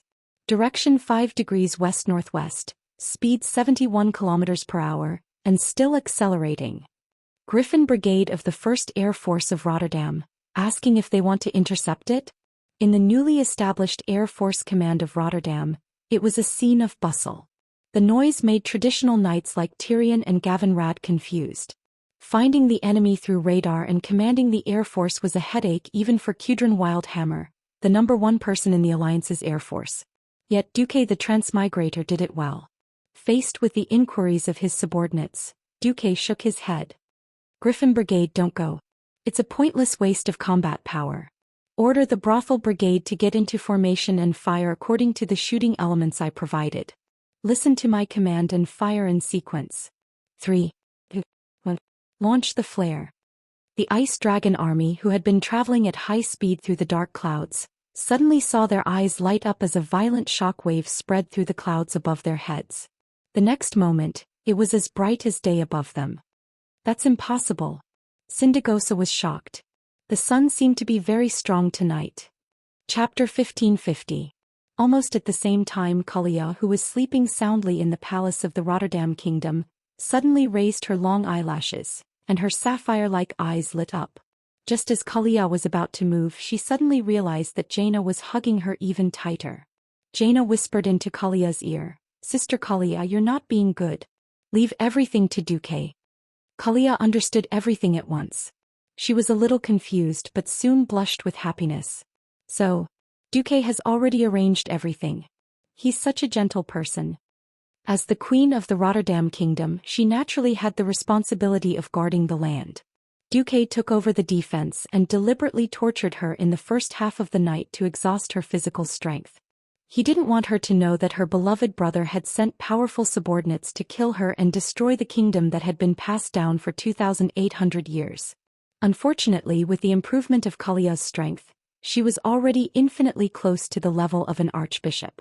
Not only did her physique improve a lot, but she was also extremely sensitive to elemental fluctuations. Not to mention the overwhelming explosion of frost elemental spells. However, tonight, Kalia was willing to be Duque's woman again, and not the queen of a kingdom. She entered a sweet dream, and what appeared in the beautiful dream was the beautiful rose of ice and fire that Duque had given her when she first met him. It was an otherworldly beauty. There was actually quite a commotion 10 kilometers away from the Rotterdam kingdom. With the accurate shooting of the flares, all the ice dragons appeared in front of the various monitoring stations, and the lookouts with binoculars kept reporting the location of the ice dragons. Then the battleships of the Royal Brothel launched a fierce bombardment. It was a terrifying rain of cannons that spanned nearly 10,000 meters. The cannonballs pierced through the sky and countless arcs of light with terrifying power were drawn in the night sky. Although the ice dragons were essentially undead, and their resistance to physical damage was quite high, the Calamity Army, who was uninformed, did not know that the Alliance had long installed a large number of blessings of holy light cannonballs.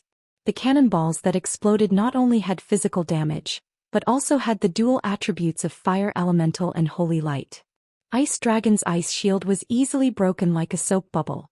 In just one face-to-face encounter, more than 30 bone dragons had unfortunately been directly hit by multiple cannonballs. The destructive power was so terrifying that it was beyond Syndagosa's imagination. It blew up the bone dragon with its incomparably tough bones in one go. The sturdy bones that even the orc's axes couldn't even leave a white mark on them were smashed into pieces like rotten wood. The bone fragments that emitted a large amount of frost elements bloomed in the sky of the Rotterdam kingdom like snowflakes that were blown away by the wind. "Impossible!" Syndagosa exclaimed. "Disperse. Spread out." The ice dragons in the sky had completely lost their formation. They tried to control the elements around them that had become chaotic and maintained their flying state. Some of them fluttered their wings and flew up, some turned around rapidly and some dove down. With all kinds of dodging movements, the second wave of shells only caused limited damage. About 7 ice dragons were destroyed and the rest were mostly lightly injured. "Idiot! Do you think this is the end?" With a cold announcement, Syndagosa suddenly realized that a night elf in a pure white priest's robe had raised her hands high in the sky to the east. Holy and holy radiance blossomed from her body. The divine might of the moon goddess Elun also descended in the next second. It was another meteor-like object that fell from the sky, but this time it was not cannonballs, but meteorites from the void battlefield. Under the guidance of High Priest Tyrant of the Shrine of the Moon and the restraint of the divine power of the moon goddess, meteorites of various sizes broke through the atmosphere and hit the ice dragons with terrifying kinetic energy. The humorous Daoist, whose bodies were extremely tough, were hit by the terrifying meteor fall. They immediately exploded like building blocks that had been kicked apart. "No," Syndagosa let out an angry howl of the soul. Ice dragons were not ordinary Daoists. They were all blue dragons that had been killed on the spot when Nisario betrayed the Dragon Sleep Shrine. Only dead blue dragons could become ice dragons. Hence, every time an ice dragon was destroyed, there would be one less ice dragon. There were not many adult blue dragons left in the Blue Dragon Legion. How could there be so many ice dragons to replenish? Syndagosa was infuriated. She screamed, urging the strongest of the ice dragons to attack Tyrant with her. "You want to hurt Sister Tyrant? You have to get past me first." Sylvanas appeared, riding Veristas, the once extremely powerful red dragon. The power of the artifact, Wrath of the Stars, was maximized in her hands. If the cannonballs and meteor fall could still be seen, Queen Sylvanas's divine arrows were so fast that it was almost impossible to see them with the naked eye. The souls of the ice dragons trembled. They instinctively wanted to dodge the divine arrows that represented destruction and destruction. Unfortunately, dodging was too difficult for the ice dragons with their huge bodies. When they were alive, they still had hard scales, tough dragon skin, and muscles to protect them. Now, once their bodies were destroyed, it would be their doomsday. Once their souls, filled with hatred and anger, lost their corpses, all that awaited them was complete dissipation. Syndagosa was furious. She opened her hideous mouth wide, making the fangs in her mouth even sharper. "You're just a crippled ancient dragon." Yes, she was dead, so dead that only her bones remained.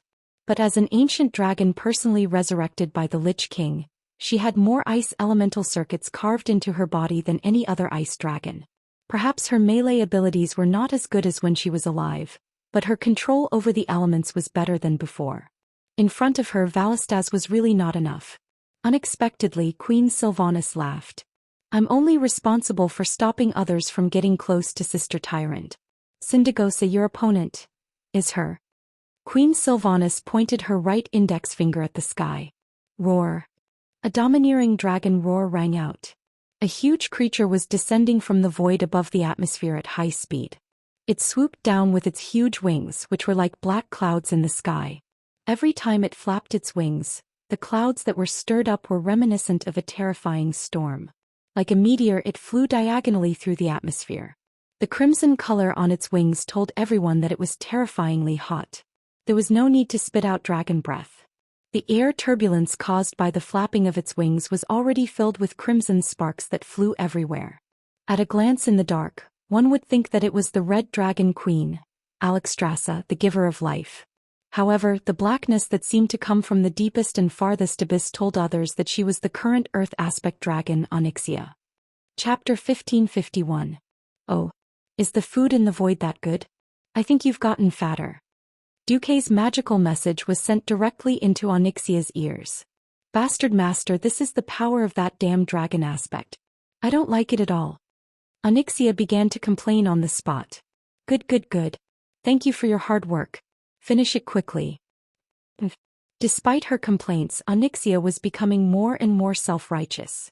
Looking at Sindagosa, Onyxia suddenly felt like she was in a trance. Thinking back to the fate that Duque had shown her, she subconsciously compared the tragic fate that she should have suffered to this blue dragon queen, who was filled with tragedy. If I continue to walk the path of evil, perhaps this will be my fate? She was not a kind dragon to begin with, and her so-called sigh only lasted for a second. When she became serious, her black vertical pupils, which were wrapped in golden yellow, only had a coldness that seemed to belong to the ruler of all living things. As the mount of the god of fate, she looked down at yet another pitiful creature that had fallen into the trap of fate. Sindagosa. Since that bastard Maligos isn't willing to come, then let me do it for him and end everything. Don't mention that filthy name. Sindagosa let out a shrill dragon roar and pounced forward. His wings, which were devoid of beauty and only had bone spikes, spread out, and even the surrounding air trembled slightly. After explosively spraying out frost elements, Sindagosa's huge body shot into the sky like an arrow, heading straight for Onyxia. The world of frost elements was connected to the real world through the evil magic runes on her body. For a moment, it was as if two different spaces had overlapped. You're already dead, so don't wander around. Dino, you're an eyesore. Onyxia was furious as well. She flapped her huge black wings, and the wind pressure created a terrifying storm in the air.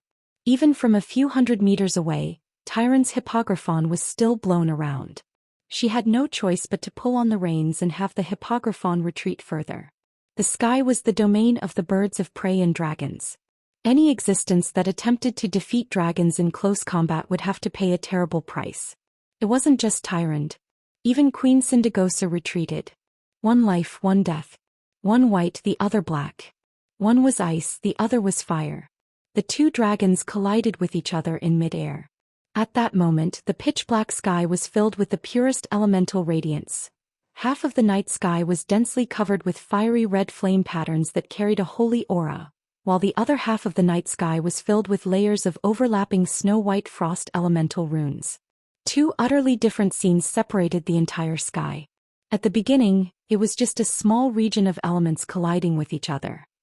Soon as a large number of elements were drawn in from the elements realm, they constantly collided with each other. The overflowing ice and fire elements began to spread in all directions. With the two dragons fighting fiercely as the center, it was as if time had stopped for a moment, and then a huge shockwave like a mushroom cloud spread out. The shockwave, thousands of meters high in the sky, even swept across the land that was plunged into darkness below, rolling up dead leaves and sand that filled the sky. In the command center, Theon asked Duque, "Can Onyxia win?" Duque rubbed his chin casually. Although she always lacks fighting spirit, she believes that when she stands on the winning side, she will always be the winner. To be honest, from the moment Sindagosa led his army into the skies of Lordaeron, Arthas' attack this time was destined to fail. Theon sighed. "That's why we admire you. You've always tried your best to decide the outcome of a war before the battle even starts. Those of us on the front lines, even if we know that we're just going through the motions, are willing to fight." Duque smiled bitterly. "You think too highly of me." Gavin Rad also came up and patted Duque on the shoulder. "Boss, don't be so humble. We're all thinking that if you can always be so brilliant, it wouldn't matter even if you lead the Alliance for 100 or 1,000 years. Duque's heart skipped a beat. He didn't know how to describe this feeling. What did a great man say in the past? Absolute power leads to absolute corruption. Duque had always thought of himself as a layman. Even now that he had stepped into the divine realm, he still didn't feel like a true god. He had become a demigod more out of a desire for power. However, this desire was only based on the goal of defeating the Burning Legion. What would happen after defeating the Burning Legion? Perhaps Azeroth would already be very peaceful? Would he still have the drive and the sense of urgency he had now and put all his thoughts on promoting the world forward? The answer was obviously no. Thinking of this, Duque smiled and shook his head. No, my term as commander will only last until the Burning Legion is defeated. The day of the decisive battle between Azeroth and the Burning Legion that I saw in the River of Fate is not far from now. As he spoke, Duque raised his hands and put up 10 fingers. 10 years. 10 years at most. The Legion will launch a general attack on Azeroth. Whether the world can survive and whether our children can have a future depends on the next 10 years. Duque's words caused the surrounding people to be moved. Gavin Rad was the first to laugh. It's just 10 years. I've been with you for 25 years since I was 20, boss. 10 more years won't make a difference. If I feel like I can't fight anymore, then please give me that. Anyway, when I'm 80, even if I don't die, I'll kill myself. Theon raised Ashbringer in his hand. Alexandros passed it on to me and I won't let him down. If I can't fight anymore, I'll be like him and pass on this divine artifact as a spark of hope. Duque smiled. The 5 Silver Saints. It's not time to retire from the stage of history. For some reason, I have a hunch that Turayan and Sidon aren't dead yet. When we fight the Burning Legion, they'll definitely run out of nowhere, crying and begging to join us. Hearing this, Theon and Gavin Rad froze for a moment and then smiled brightly. They weren't sure, but their intuition told them that Duque must have confirmed something from the River of Fate, and was using this obscure method to encourage them. While they were chatting, the outcome of the massive battle in midair had been decided. The result was not surprising at all. Bone dragons didn't have an advantage in hand-to-hand combat after losing their muscles and skin scales. The ice elemental magic circuit that the Lich King had given her wasn't her own after all. Syndagosa, who didn't have the upper hand in the elemental duel, was seized by Onyxia and struck her in the waist with her dragon tail. With the crisp sound of bones breaking, she screamed and fell from the air. Chapter 1552. Surprisingly, Onyxia didn't pursue him immediately. Instead, the Lordaeron Command Center received a magical message from her. Bombard Syndagosa. Fornitzer. After Onyxia reported the coordinates in one breath, the female mage in charge of magical communication was stunned for a full 2 seconds and couldn't react. What? Didn't you hear? Did the magical communication get disrupted? Only then did the female mage come to her senses and repeat the coordinates, which were quickly conveyed to the Royal Brothel Regiment. The female mage was not to be blamed. After all, in everyone's impression, the dragons were the most conservative and stubborn. They could hold on to the orders left behind by the Titans and guard Azeroth for a full 25,000 years without changing. Naturally, the others would not have thought that Onyxia could play with cannons so smoothly. What's there to be surprised about? It's not like we're fighting for time. I have to take the risk of having my beautiful scales scraped off to deal with an ugly bone dragon? I won't do it. The Black Dragon Princess's words could be said to be willful and cold. Even Duque's facial muscles stiffened when he heard it. He then smiled bitterly. I was good. He could try to see how effective modern cannons were against powerful creatures of the second highest tier. Onyxia's dragon tail sweep had an impact force of at least 10 tons. Even if it hit the walls of Lordaeron, it probably wouldn't be able to take more than 2 hits. Syndagosa's strength lay in her spell-casting ability, not her hand-to-hand combat ability. When there was such a being that could ignore her various frost attribute attacks, she was nothing much. In that regard, Onyxia, who was already a dragon aspect, was her absolute nemesis. The Black Dragon was a fire elemental, unlike her big brother who used the Shadow Flame attribute. After going through a special dragon ritual in the Wormrest Shrine and being a dragon aspect, her fire abilities became stronger. Syndagosa's Frost Tomb, Frost Halo, and other skills could torture the Alliance's hero squad to death, but they couldn't hurt Onyxia. This was a battle of pure elemental abilities. When magic couldn't decide the outcome, melee combat would be the key to victory. How could a sluggish former demigod-tier dragon defeat a living guardian dragon? Wasn't the answer obvious? Syndagosa struggled to climb out of the crater she had made in the ground. Onyxia's attack was indeed a heavy blow, but it wasn't enough to completely destroy her. As soon as she climbed up, she stretched her neck towards the sky and let out an angry roar. Then she spoke in draconic language. When translated, it basically meant, "Little girl, you're not qualified to teach me a lesson." Onyxia's reply was a very anthropomorphic smiley face.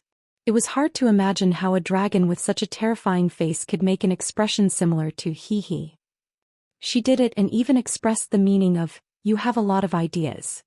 The next moment Sindagosa knew what his opponent meant. Whoosh, the familiar ear-piercing whistling of the wind could be heard. Before she could do anything, hundreds of tons of artillery shells rained down on her head. When she was at her peak, these artillery shells wouldn't be a problem at all. The so-called artillery shells had to hit the target and trigger the firing pin and fuse in the shell to explode. Previously, Sindagosa had used her unparalleled icy aura to freeze all the artillery shells within a 500-meter radius around her. The firing pin was frozen and the explosives connected to the fuse could no longer explode. All the artillery shells turned into metal lumps and fell straight to the ground. But now, the intense clash between the ice and fire elemental domains had consumed almost all of her magic power. Furthermore, much of the magic circuits on her body had been destroyed by Xianxia in melee combat. She was now a pure bone dragon and a half-crippled one at that. This time the air fleet, which had been stifled for so long, finally struck gold. The artillery shells rained down on the area where Sindagosa was, and in an instant, the barren hillside was shaved off by 1 or 2 meters. That's enough. After Xianxia's transmission, the fleet ceased fire in satisfaction. Xianxia dove down, and with the acceleration from free fall and her own acceleration, she reached an extreme speed of over 200 kilometers per hour. The tremendous kinetic energy fell on the struggling Sindagosa, and the first blow broke the already fragile dragon's spine in two. Not giving her opponent any chance, Xianxia flung Sindagosa's severed lower body away with her tail. Her 4 dragon claws latched onto her opponent's bony wings, shoulder blades and neck. Her dragon mouth accurately bit down on the neck below the bone dragon's skull, and with all her might she tore at it. Ah! Sindagosa's soulfire let out the most tragic wail. Then her huge dragon skull was bitten off. Bah! Xianxia spat out the dragon skull and used her claws to pry open the remaining ribs of Sindagosa's upper body. At almost zero distance, she used her ultimate move against the dark blue soulfire on the bone dragon's chest. Xianxia took a deep breath. It was a classic move that made countless players' scalps go numb. Deep breath. The scorching heat melted the nearby sand into a translucent glass-like substance. Not to mention Sindagosa, who bore the brunt of the attack. After adding another dragon breath to the soulfire on Sindagosa's skull, Xianxia grabbed the skull with her claws and flew unhurriedly towards the command center in Lordaeron. Under the focus of the magic searchlights, Xianxia, who was larger than before, slowly flapped her wings and descended. She casually threw Sindagosa's skull into an empty space, and under the gaze of thousands of Alliance soldiers, she once again became Countess Katrana. The Alliance recruits who hadn't seen this scene let out cries of surprise. If it were the Black Dragon Princess of the past, she would definitely be pissed. But now she pretended not to hear it. Gently holding the hem of her red dress with both hands, Xianxia came before Duque and the higher-ups of the Alliance. She knelt on one knee and said in a clear voice, "My beloved lord, your mount, the Earth Aspect Dragon Xianxia, has completed the mission you assigned and successfully killed the fallen Blue Dragon Queen, Sindagosa. She has returned to report." Her words caused a commotion among the surrounding Alliance soldiers. It was cool. This was what it meant to be cool. Queen Sindorii next door had an ancient red dragon mount, and those elves were so arrogant. Compared to them, we humans are the truly awesome ones. Just look at Commander Duke Marcus.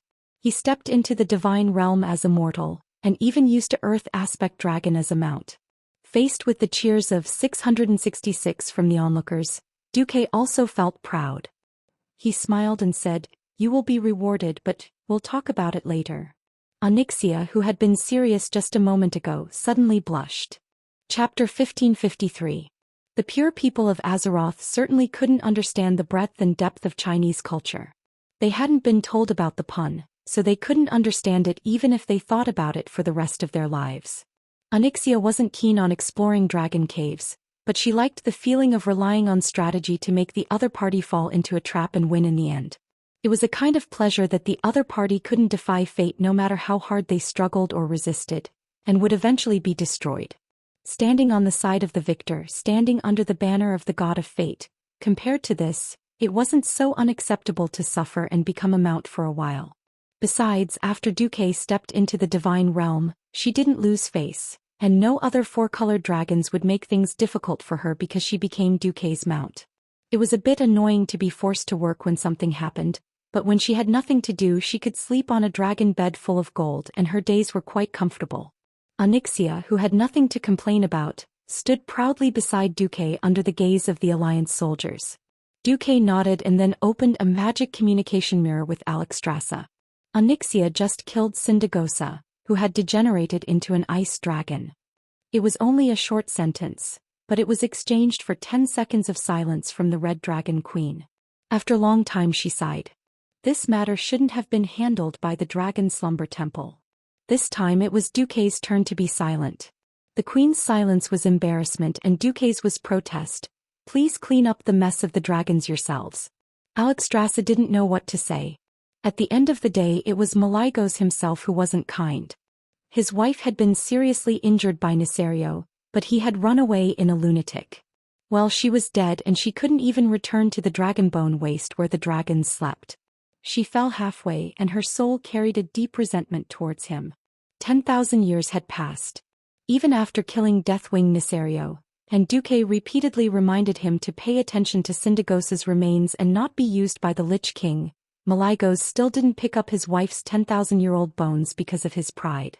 Now his dead wife and his former minister had been picked up to be an ice dragon. Malygos still did not care, sticking his head in the sand like an ostrich to escape reality. Alexstrasza of course could feel Duque's anger. She felt very guilty towards this demigod of Azeroth, who had helped the Dragon Slumber Shrine a lot and was now on equal footing with the Dragon Slumber Shrine. I will send my subordinates to collect the remains of Sindagosa and his men, and use a soul pacification spell to suppress them in the Dragonbone Waste. I will also inform Malygos in the end. Duque's eyes narrowed into a line. To be honest, he was very dissatisfied. No one knew better than him what Malygos was doing at this point in history. To be honest, there was no cure for brain damage. Duque opened his mouth and said coldly, "You also know that we are now preparing to suppress the Lich King Arthas and his Scourge Legion. Since he even dared to desecrate the remains of dragons, I think the Dragon Slumber Shrine should be on the same side as the Alliance and the Horde." "That's right." Alexstrasza nodded heavily. "Is there anything the Dragon Slumber Shrine can do? My Red Dragon Legion can be deployed soon." With Kil'jaeden's heavy losses, the Burning Legion fell into chaos. Without the orders of their commander, the Void Lords were busy fighting for power. Naturally, no demons would foolishly run to the Void battlefield outside of Azeroth's atmosphere to die. Apart from the Blue Dragon Legion, which only had a few dragons left, and the Black Dragon Legion, which only had Xianxia left. In fact, as the main force of the Dragon Slumber Shrine, the Red Dragon Legion, Green Dragon Legion and Bronze Dragon Legion were idle. The Green Dragon Legion benefited from Duque's reminder, and Isra used Elun's power to prevent the fall of Laythorn, Amalys, Tyrell and Isidri, the 4 powerful dragons. The Green Dragon Legion could be said to have been saved. The Bronze Dragon Legion was still relatively strong at this time, because they had the responsibility of guarding the timeline and would not be transferred easily. Could be said that most of the dragons were bored to death. It was rare for Alexstrasza to take the initiative, so it would be a waste for Duque not to use her. However, Duque still had some concerns. "Thank you for the help of the Red Dragon Legion, but I still have a worry. I'm afraid that Malygos will be unreasonable and say that I shouldn't have killed Sindagosa. You know, his brain is a bit." Duque's index finger shook his temple. The Queen was also having a hard time. On one side was a powerful ally like Duque and on the other side was her own brother. She was caught in the middle, unable to do anything. Duque emphasized, "To be honest, I've always had deep doubts about whether Malygos is sane or not. In my opinion, any action that might destroy Azeroth is unacceptable. I've already given in regarding the Sunwell. Now is a critical moment in the upcoming war with the Scourge. If Malygos abandons his duty and attacks me, Xianxia or the Alliance because of Sindagosa, I won't rule out the possibility of killing him myself. I won't rule out the possibility of killing him myself." As soon as Duque finished speaking, both the Alliance and Xianxia, who was standing beside him, were in awe. What was responsibility? That was responsibility. Being able to beat up the enemy and protect his underlings. Only this kind of boss was truly worthy of dying for. Even though Alexstrasza had a headache, she knew Duque very well. She knew that Duque would not start a war over a small matter that could lead to civil strife. What else do you know? Duque waved his hand lightly and Xianxia immediately walked over. I found Tesario. What? You mean Tesario? He hasn't appeared for 10,000 years. The Red Dragon Queen was shocked. But I sensed him in the obsidian temple of the Dragon Slumber Temple. Not just him, there's no less than a large group of adult black dragons. The Black Dragon Princess seemed very certain.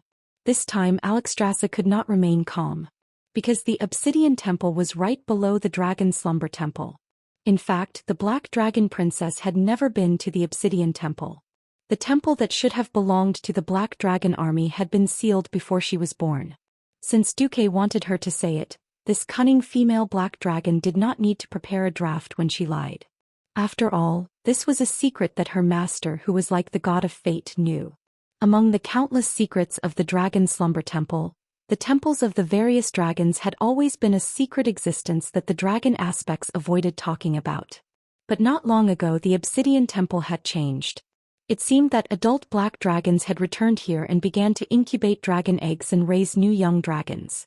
It was the twilight dragons that were considered taboo by the Dragon Slumber Temple. The one leading these black dragons was the powerful black dragon Cytherio, who had disappeared in the ancient war. Chapter 1554. The Dragon Sleep Temple knew nothing about this, but unfortunately, they couldn't hide it from a transmigrator like Duque. The queen's figure was trembling. This is no small matter. The Black Dragon Princess said with certainty, "Why don't you take your men and come with me?" The queen was also very decisive. "Give me a day, I want to gather the Red Dragon Army. Tomorrow at noon I'll wait for you at the Dragon Sleep Temple." Okay. After agreeing with Xianxia, the queen looked at Duque again. "The Dragon Sleep Temple owes you another favor. If Malygos really does something reckless without asking for a reason, the Dragon Sleep Temple will stand on the side of justice." The queen said this, which meant that if it really came to that, the dragons could only give up on Malygos. After all, they knew their brother's trap best. In these 10,000 years, hadn't the queen lamented Malygos countless times? In the past, Azeroth wasn't dangerous. If Malygos wanted to be crazy or autistic, it was up to him. Now he kept making mistakes. If it wasn't for him helping to guard the Void battlefield a while ago, Alexstrasza almost wanted to start a vote in the Dragon Sleep Temple to remove him from his position as the Blue Dragon King. Just now, Duque had been tough because he wanted her to see the big picture. Any existence that stood in the way of protecting Azeroth would be crushed to pieces. It wasn't that she hadn't heard the argument that Malygos should ban mortals from using magic and bring it under his jurisdiction. In fact, if she really did that, where would Duque, the demigod of the Weave, stand? The alliance led by Duque was already the core force against the Burning Legion and the fallen ancient gods. If the Dragon Sleep Temple still protected Malygos at this time, then it would be violating the duty that the Titans had left them. In the face of the big picture, Alexstrasza had to make a promise. Duque was very satisfied. Letting the Dragon Sleep Temple clean up first was actually clearing the mines in advance.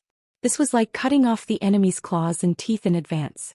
This method of weakening the opponent step by step and then dealing a fatal blow just so happened to be what Xianxia valued and liked the most. Ending the magic communication, Duque felt Xianxia's scorching gaze. He turned slightly and met Xianxia's eyes. Interestingly, Duque felt that her gaze had become similar to Vashti's. It was a pleasant surprise that the Black Dragon girl, who used to be a little reluctant, would change like this. Ignoring her, Duque turned to Theon. "Tonight's mission has been accomplished. Cancel the red alert and lower the alert level to yellow." Theon nodded. Understood. There was no need for Duque to make arrangements for small matters like defense. Although Gavin Rad suggested speeding up the construction of the Fearless Stronghold, Duque shook his head and refused. In the world of ice and snow, the Lich King's family wasn't the only one looking for trouble. After the internal troubles of the Dragon Slumber Shrine were eliminated, there were only 2 enemies left. To be precise, it was 1.5. At this time, another magical message came. It was from Queen Sylvanas. "Duque, a few half-crippled bone dragons escaped here. Tyrant and I have decided to train the aerial knight's pursuit ability. We won't go back tonight." Duke nodded. "All right, thank you for your hard work." Fighting against an overlord of the sky like ice dragons was a rare experience.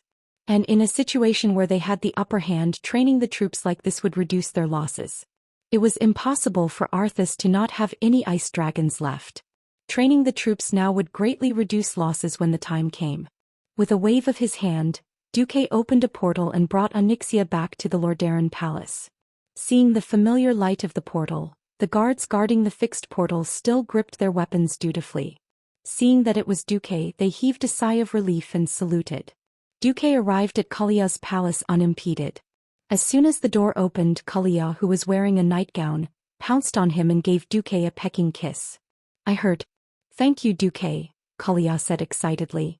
Beside her was Gianna, who was smiling. Seeing the black dragon princess beside her, Kalia let go of Duque and grabbed her hand. "Thank you too, Xianxia." The black dragon princess was clearly not used to such intimate contact. She looked like she wanted to pull her hand back but did not dare to. After a while she could only bite the bullet and say, "This is master's order." Her face was full of an "I didn't do it willingly" expression. "But it is still a fact that you helped defend Lordaeron." Kalia held the black dragon's hand and leaned her head closer.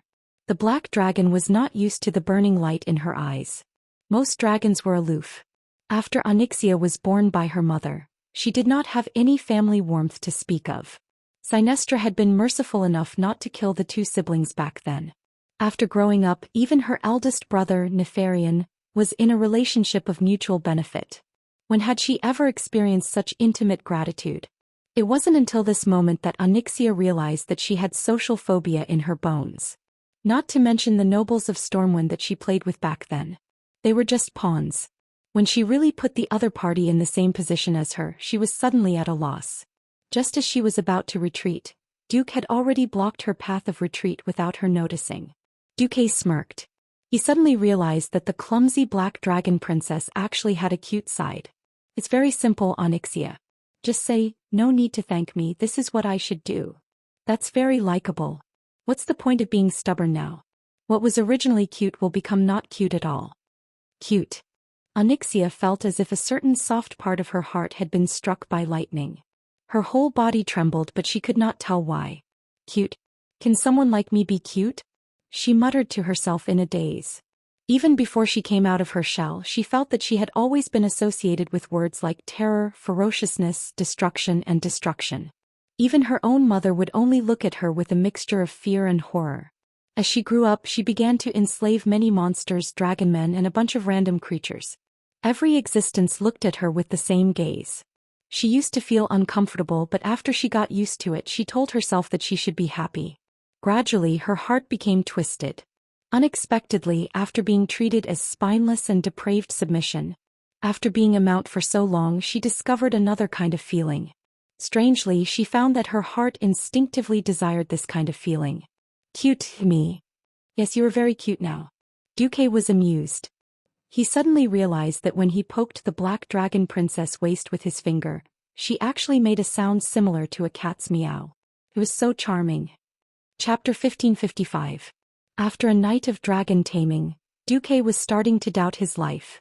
Xianxia's taming last night made him think that he was dealing with Kalia, and not the once cunning and sinister evil female black dragon. But this was good, as it saved him the trouble of keeping a close eye on her. Having two female Eridar demons under him was enough of a headache. Playing this kind of game of mutual deception would be tiring. Of course he had to be rewarded. When Xianxia woke up, Duque told her a secret. "Have you heard of Archefon's treasury?" Of course, Xianxia had never heard of this thing before, but that didn't stop her from hearing the most important word, treasure vault. Treasures were the love of greedy she-dragons.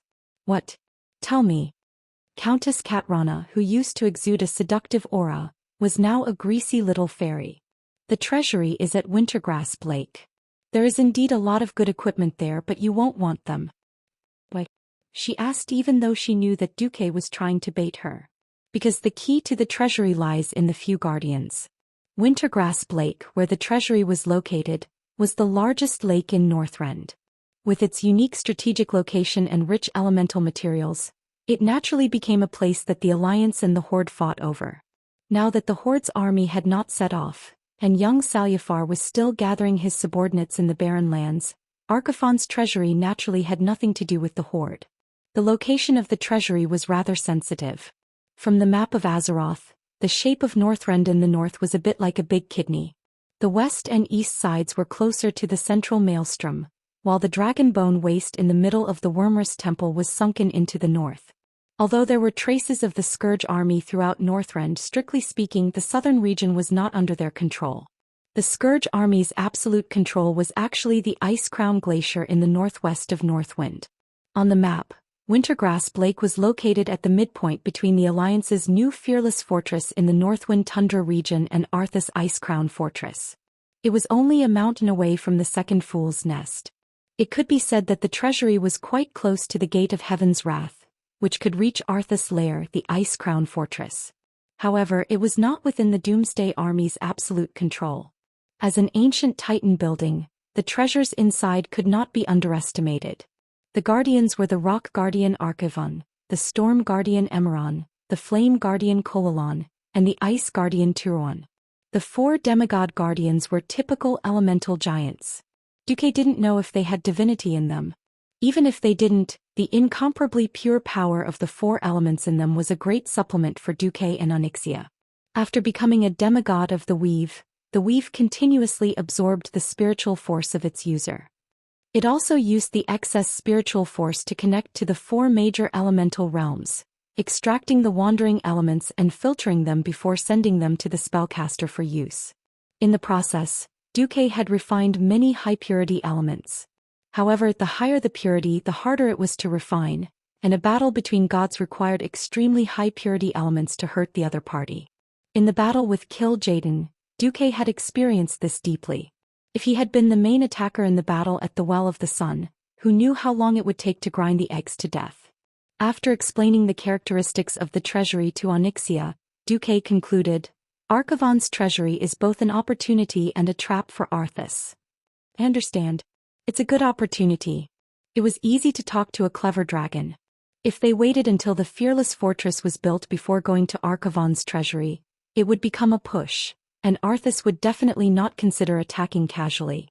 On the other hand, if Duque went to the treasury now, whether Arthas came out or not, the alliance would benefit. If he came out, Duque, who now had the air advantage, would definitely not mind letting Elun throw a bunch of meteorites at him to teach the fool a lesson. If he didn't come out because Duque was wandering in front, the Scourge would definitely not dare to pass by Duque and attack the Fearless Fortress directly. This would also buy time for the Fearless Fortress to be built. This was where Duque's strategy was ruthless. First knock out the Scourge's strongest air force, then step by step cut off the Scourge's space of activity and cut off their wings. This kind of strategy could be said to be steady and imposing, and it was used by the Alliance, so it was not easy to make mistakes. In the morning, after washing up, Duque took the Black Dragon Princess and Jaina and opened the portal to Naxxramas. In the command post of this flying fortress, Duque held a video conference with the Alliance leaders. Magni Bronzebeard was the first to ask, "What? You said you want to attack Archivon's treasury? I have no problem with this, but Duque, do you mean we are going to attack in Jasa, the Gate of Heaven's Wrath?" Duque raised his hand and a general 3D map of the Ice Crown Glacier appeared in front of the kings. It had to be said that Nazul and Arthas had chosen a good place for their nest. The terrain of the Ice Crown Glacier was very high, located in the northwest of Northrend, with an average altitude of more than 1,000 meters. The whole area looked like a omega on the map, or it could be said to be shaped like a horseshoe. Duque explained, there are only 2 ways to reach the Ice Crown Fortress where the Lich King Arthas is located. One is to attack the Gate of Heaven's Wrath in the southwest side of the mountain, and after that the Ice Crown Fortress is right above the gate.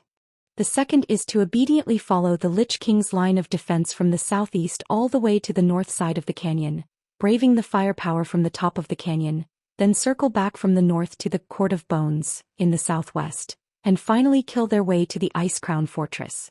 This choice would make any commander with a little common sense frown. This kind of detour was simply sending food to the Scourge army.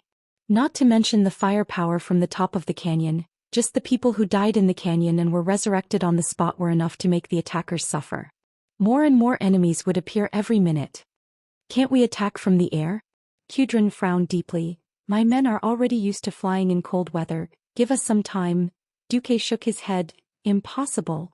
Duque casually waved his finger, and on the 3D map, the plateau basin where the Ice Crown Glacier was located was suddenly enveloped by a mournful howl of a blizzard. Duque sternly said, "This time, Arthas clearly has the geographical advantage. I have tried many times but I can't extend the magic net to the Ice Crown Glacier and the storm cliffs in the east. That is Arthas' absolute home ground, and he can summon a large number of frost elementals in that area at will, destroying all the aerial knights and flying fleets that approach." Chapter 1556. This was going to be hard to deal with. At that moment, all the leaders of the alliance frowned. Not being able to use their air force was tantamount to wiping out the alliance's current technological advantage. If they were to return to the most primitive land warfare, how many lives would they have to sacrifice to break through the Ice Crown Fortress? Well, it would be fine if they could calculate the total number of lives lost, but they were afraid that the Scourge army would become stronger and stronger, and the number of undyings would increase. This was not a joke. The whole of Northrend was already full of undyings. Zudak, in the northeast corner of Northrend, was the territory of the ice trolls after the explosion of the Well of Eternity. Now it had become a paradise for the undead. In the southeast corner was the settlement of the savage, violent and vicious Vrykul people. This group of half-giant bloodline warmongers mistakenly regarded the Lich King as the Lord of Justice, who could lead them to conquer Northrend and even the whole world. The warriors of the various factions who had come on the expedition had become a huge obstacle to their ambitions. The extreme warmongers had completely reduced them to the lackeys of the Scourge army. Under the call of King Immerse, groups of savage Vrykul warriors became undead and turned into the Scourge army as the greatest glory. They used their endless destruction and slaughter to prove their strength in exchange for dying in battle to become the Scourge army. Apart from Duque, no one knew how strong the Lich King Arthas was now. If the elites of the Alliance and the Horde were to be sacrificed, they would be able to create another batch of bone griffins or undead hippogriffs. Then, together with the power of the Scourge army, they would be able to raise the Dragonbone Temple to the ground, turning all the dragon remains in the Dragonbone Waste into undead dragons. Then Azeroth would be finished. William said, "Uncle Duque, do you have any good suggestions? This attack on the Alcaphon treasury is just a simple trap. It doesn't matter if Arthas takes our bait or not. In the big battle we have to fight steadily." Duque raised his hand, and the chess piece representing the Alliance's army began to move on the 3D map. "On the western front, once the Fearless Fortress is built, we will immediately advance all the way north and occupy the entire Northwind Taiga, Sriracha Basin and Winter Embrace Lake. I hope that the Western Army can use Winter Embrace Lake as a base and cooperate with Naxxramas to confront the Ice Crown Fortress. We have to create the impression that Naxxramas will hit the Ice Crown Fortress at any time." "Ah." Hoof Iroh let out a small cry. She was shocked by Duque's idea. Naxxramas with Arthas. After all, Naxxramas was a creation of the Titans. No matter how terrible Arthas' cold wind was, it could not blow Naxxramas down with its anti-gravity engine. Losing Naxxramas was akin to the Scourge shooting themselves in the foot. The Alliance with. After everyone paused for a moment, Duke continued, "The arrangements for the Western Front are almost done. Magni, I'll give you 50,000 human infantry. I'll leave the Western Front to you." The Dwarf King laughed heartily. The Western Front was made up of dwarves and gnomes. The Western Front had always been dominated by the dwarves and gnomes, so it was easy for him to go there. Now we have to deal with the Eastern Front. With a wave of Duque's hand, a fleet model appeared in the east. "I need a large-scale landing battle from both the east and west sides of the Howling Fjord. Try to occupy the Vrykul's Utgard Castle within a week. Then head north, flatten the Grizzly Hills and Zudak and finally reach the Crystal Song Forest in the middle." "Leave it to me." Varian stood up and volunteered. Duque smiled. "Even if you didn't ask, I would have done it. But this time I'll have to trouble you to bring young Seraphar's orc troops. They'll be a good hand in the siege. Do I have air cover here?" "Yes." "Since most of the flying fleet is useless in the Ice Crown Glacier, they'll be transferred to the Eastern Front when we reach the Winter Embrace Lake." Duque glanced at Prince Kael. "That's..." The prince understood and smiled. "When His Majesty Rin attacks Utgard Castle, the Dalajan will arrive. Attention! It's the Dalajan, not the Dalajan Wizard Legion." This meant that the Dalajan was really going to use all of its power. Hiss. This time all the leaders gasped. Using the entire country to suppress them. The power was great, but on the other hand, if they failed, it would be equivalent to the destruction of the country. All the wizards and their apprentices would become liches and necromancers. Kel, that was really daring. But after thinking about it, they felt relieved. The true ruler of the Dalajan was Duque, the demigod of the weave. Without his instructions, how could Kale, that suppressed the Dalajan academies, and make such a bold move? Among the countries other than the Dalajan who had the ability to move their capital, there was also the Driniai's Exodar. Although it could be assumed that the alliance was taking care of the severely injured Drinii, Duke did not even ask Imriel about it, which made Imriel feel like he was the only one who was alienated. Hoof bit her lip and said to herself, Imriel, oh Imriel, you must do something or else you and your people will continue to be secretly ostracized. In fact, she was thinking too much. Firstly, the Drinii were small in number and weak. Secondly, Duque was afraid that if the Drinii were to enter the battlefield, it would further damage the Drinii's vitality. Duque had informed the other leaders to try not to let the Drinii be the infantry in the charge, but in the end, it made Hoof think too much. Duque did not notice this detail and continued to arrange the army. As the fearless fortress was quickly built, Vasht's Naga and Murloc army were naturally transferred to the eastern front. When she saw that even the Naga and Karaji insect people had missions, Hoof finally could not help but ask, Commander Marcus, may I ask what the Drinii's mission is? Merid, who was standing beside her, took a step forward so that his body was closer to the front of the 3D projection. His intention to fight was obvious. Duque was speechless, but then he smiled. All right then, I originally considered that the Drinii's vitality was greatly injured.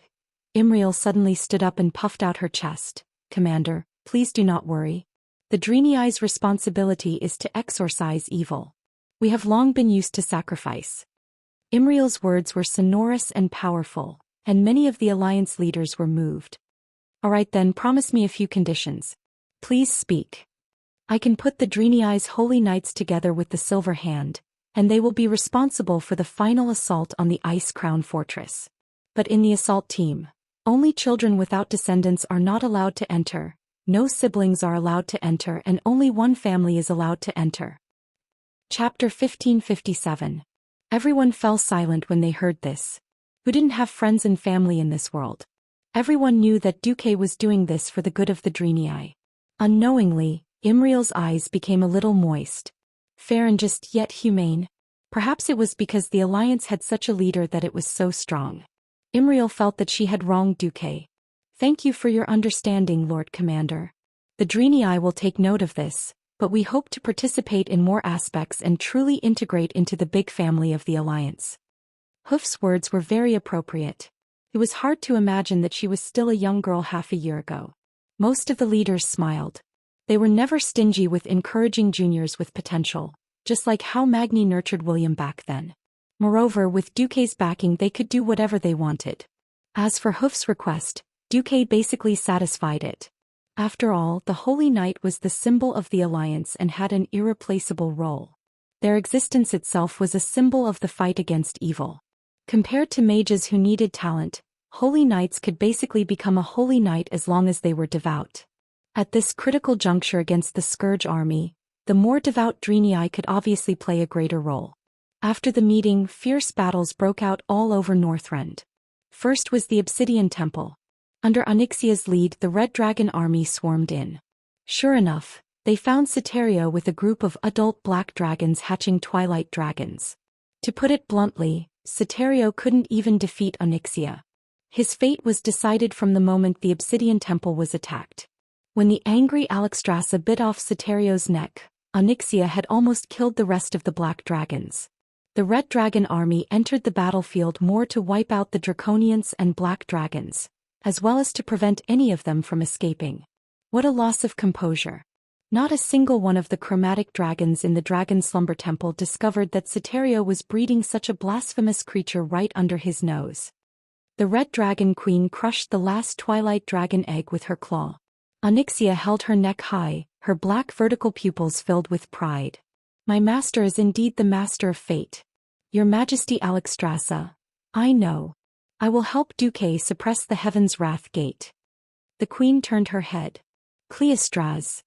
Crassus lowered his head. Yes, your majesty. I'm here. Pass down my order. Have all the mobility troops of the Sleeping Dragon Temple patrol the Dragonbone Waste. If they find any traces of the Scourge army, report immediately. The Red Dragon Queen gritted her teeth. Don't even think about desecrating the remains of our people. The activity of the Dragon Slumber Shrine also stimulated Arthes in the Ice Crown Fortress. Sitting upright on the ice throne, Arthes's entire body was enveloped by an icy wind that was close to absolute zero. Just getting close to the ice throne gave her the terrifying feeling that her body had been completely frozen. Are those giant lizards impatient to come here to die? Below the throne, an undead woman with huge demonic wings knelt on one knee. From her appearance one could tell that she used to be a beautiful high elf. She was the Blood Queen Lanise. History changed again. In history she was the confidant of the elf prince Kael. When Kael sided with Illidan, she followed Illidan to Northrend to crusade against Arthes. However, she who was bent on revenge against the Scourge army, unfortunately died in battle. The dead Lanise and the other Blood Elf elites were resurrected by the Lich King and became the Sarine family. They assisted the Lich King in commanding the Scourge army to fight everywhere. In this life, because of Duque's incessant troubles, even Kael did not side with Illidan. However, she unfortunately died while resisting Arthes' invasion of Cuel Salis and was turned into an undead.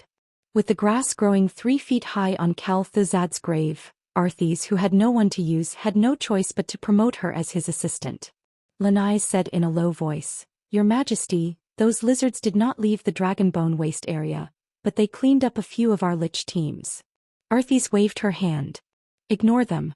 I just want to know what Duke Marcus is doing." Duke Marcus himself led a team led by a demigod into Wintergrasp Lake Fortress. "What? Why didn't you report to me earlier?" A gust of cold wind blew, and half of the Blood Queen's body was instantly frozen in the extremely hard ice, leaving only her head outside. Lanise replied with difficulty, "Your Majesty, that place has never been our sphere of influence. Now our gargoyles and deaths, I can't leave the Ice Crown Glacier area." "Humph." Arthes waved her hand, and the ice around Lanise's body instantly shattered. The Blood Queen knew that she had finally escaped the fate of destruction. Arthes's face darkened. He had shot himself in the foot this time. In order to resist Duque's Weave invasion, he had used a large number of frost elementals to surround his lair. The extremely cold ice storm isolated the enemy's spying, but it also caused his perception of the elements to drop to a low point. He was a paladin in life and a death knight after death. Whether it was in life or after death, he was actually only good at frost elementals, and his perception of other elements was rather poor. This caused him to be unable to sense Duque when he suppressed his elemental fluctuations, even if he swaggered past the foot of the mountain 10 kilometers away. Moreover, Winter Embrace Lake was originally a Titan ruin. There were their own elemental guards there, and the Lich King's undead could not enter the area at all. In the end, Duque had gotten the upper hand just like that. Just as Duque had expected, Duque's move had made him rather uncomfortable. Even the gargoyle that had spied on Duque's group entering Winter Embrace Lake's stronghold had been deliberately let off by Duque. In the image, Duque had entered with Vashj and Onyxia as well as Servanas, Jaina and several other Alliance powerhouses. In the end, he did not forget to smile at the gargoyle. This was clearly saying, "I'm right here, come out and hit me if you can." Arthes's entire body was trembling. Such provocation. Such arrogance. Did they really think that he, the Lich King, was a fake? "Pass down my order. Attack from the gates of heaven's wrath." "Your Majesty, could it be a trap?" Lanise reminded softly. "Trap? Of course it's a trap. But he underestimated my strength. He thought that I was still the same me that he had wantonly cut off my arm and cut into 2 at the waist." Arthes clenched his fists. "Underestimating my strength is his greatest failure. And the price is the eternal calamity of his soul. Since he destroyed Cal Thuzad, he will use his own soul to replace Cal Thuzad. He is a demigod," Lanise said with a trembling voice. "There is no existence that can escape my enslavement after dying under my sword." Arthes slowly raised his world-famous Frostmourne. The ferocious skeleton blade emitted the most vicious and vivid evil light. Chapter 1558. Any strong person's confidence and pride were two sides of the same coin. He felt that he had become a lot stronger, but it was difficult to quantify how much stronger he was. Even if it could be quantified, the opponent's experience, skill usage and rhythm elemental control, and the surrounding environment would all affect the final outcome of the battle. Since Arthas called himself the Lich King, he at least had the spirit of a king. The unyielding king. No true king would readily admit that their skills were inferior to others. It was just like how he did not hesitate to send Sindagosa even though he knew that Lordaeron was a trap. After all, the Scourge army could easily grow in numbers. Apart from alchemists and management talents who could develop new monsters, everything else was expendable. Even though he had lost to Duque twice, Arthas was still fearless. He was already the Lich King, the enemy of all living beings in the world. If he still had any reservations, he wouldn't need to maintain the Scourge army. Just as Arthas was about to make her move, Duke and his entourage, who were theoretically supposed to have entered Archefon's treasury, were currently in an ice house right next to the entrance of the treasury. The ice house was modeled after the Eskimos and was hemispherical in shape. However, it looked even cooler when built. Duque used Magician's Hand to pull up a large pile of ice from the ground, and used magic to cut them into square ice blocks of 40 centimeters in length, width, and height. He then piled them up. A random icicle spell would blow up a large amount of snow, and anyone who saw it would see a pile of snow. This thing was very common in the world of ice and snow and no scent. After entering the small door that was about half the height of a person, they entered a small world that was about 10 square meters. A magic formation that was lightly infused with frost elements isolated the air inside and outside. There was a small table beside a small heater. At this moment they were playing landlord. King Bomb. Jaina smiled like a flower. "No way. No wonder we can't even see the cards." Duque exclaimed. "I'm not playing anymore. Let's switch to Oni or Celia." Queen Sylvia threw down her cards, seemingly distracted. Onyxia clearly had the question, "When are you entering the treasury?" written all over her face, but her mouth said, "I'm just a mount." Vashti also said, "As a maid, being able to serve master and mistress is already a great blessing." Duque laughed heartily. "Don't be so nervous. Regardless of whether he succeeded in luring the enemy or not, this would not be the place for the final battle. Only the summit of Ice Crown Fortress would decide the outcome of the battle. This is the choice of fate." Queen Sylvana sighed when she saw Onyxia's eyes lit up. How could this once treacherous black dragon be so easily fooled? Jaina, on the other hand, was at ease. She even pestered Duque to ask if he had any fun games. She shook Duque's shoulder so intimately that Duque almost lost his mind and took out the mahjong. However, after thinking about it, Duque decided to give up. Mahjong was poisonous. Once he took it out, wouldn't it be suicidal if a group of queens ignored him and focused on playing mahjong? Duque said seriously, "I still want to observe the situation at the Gate of Heaven's Wrath." The small magic mirror erected in the air was indeed showing the real-time situation of the Gate of Heaven's Wrath. Unfortunately, this so-called surveillance was boring. The huge black gate, which was nearly 50 meters tall, stood quietly at the foot of the mountain, letting the wind and snow blow on it day and night.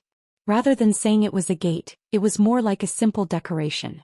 The black iron skull on the gate did not look that fierce under the cover of the snow. It just gave people the feeling that it was just SOSO. So boring. Queen Sylvanas complained. "Why don't I make you pregnant like how I made your sister pregnant?" Queen Sylvie rolled her eyes at Duke before he could finish his sentence. "I am me, my sisters are my sisters. Before I took care of Arthas, I was the Queen of Sindorii." Queen Sylvanas' meaning was clear. She would not think about having children until she got her revenge. Duque shrugged. He was just saying it out of boredom. A bunch of little kids running around in the Mage Tower, squealing.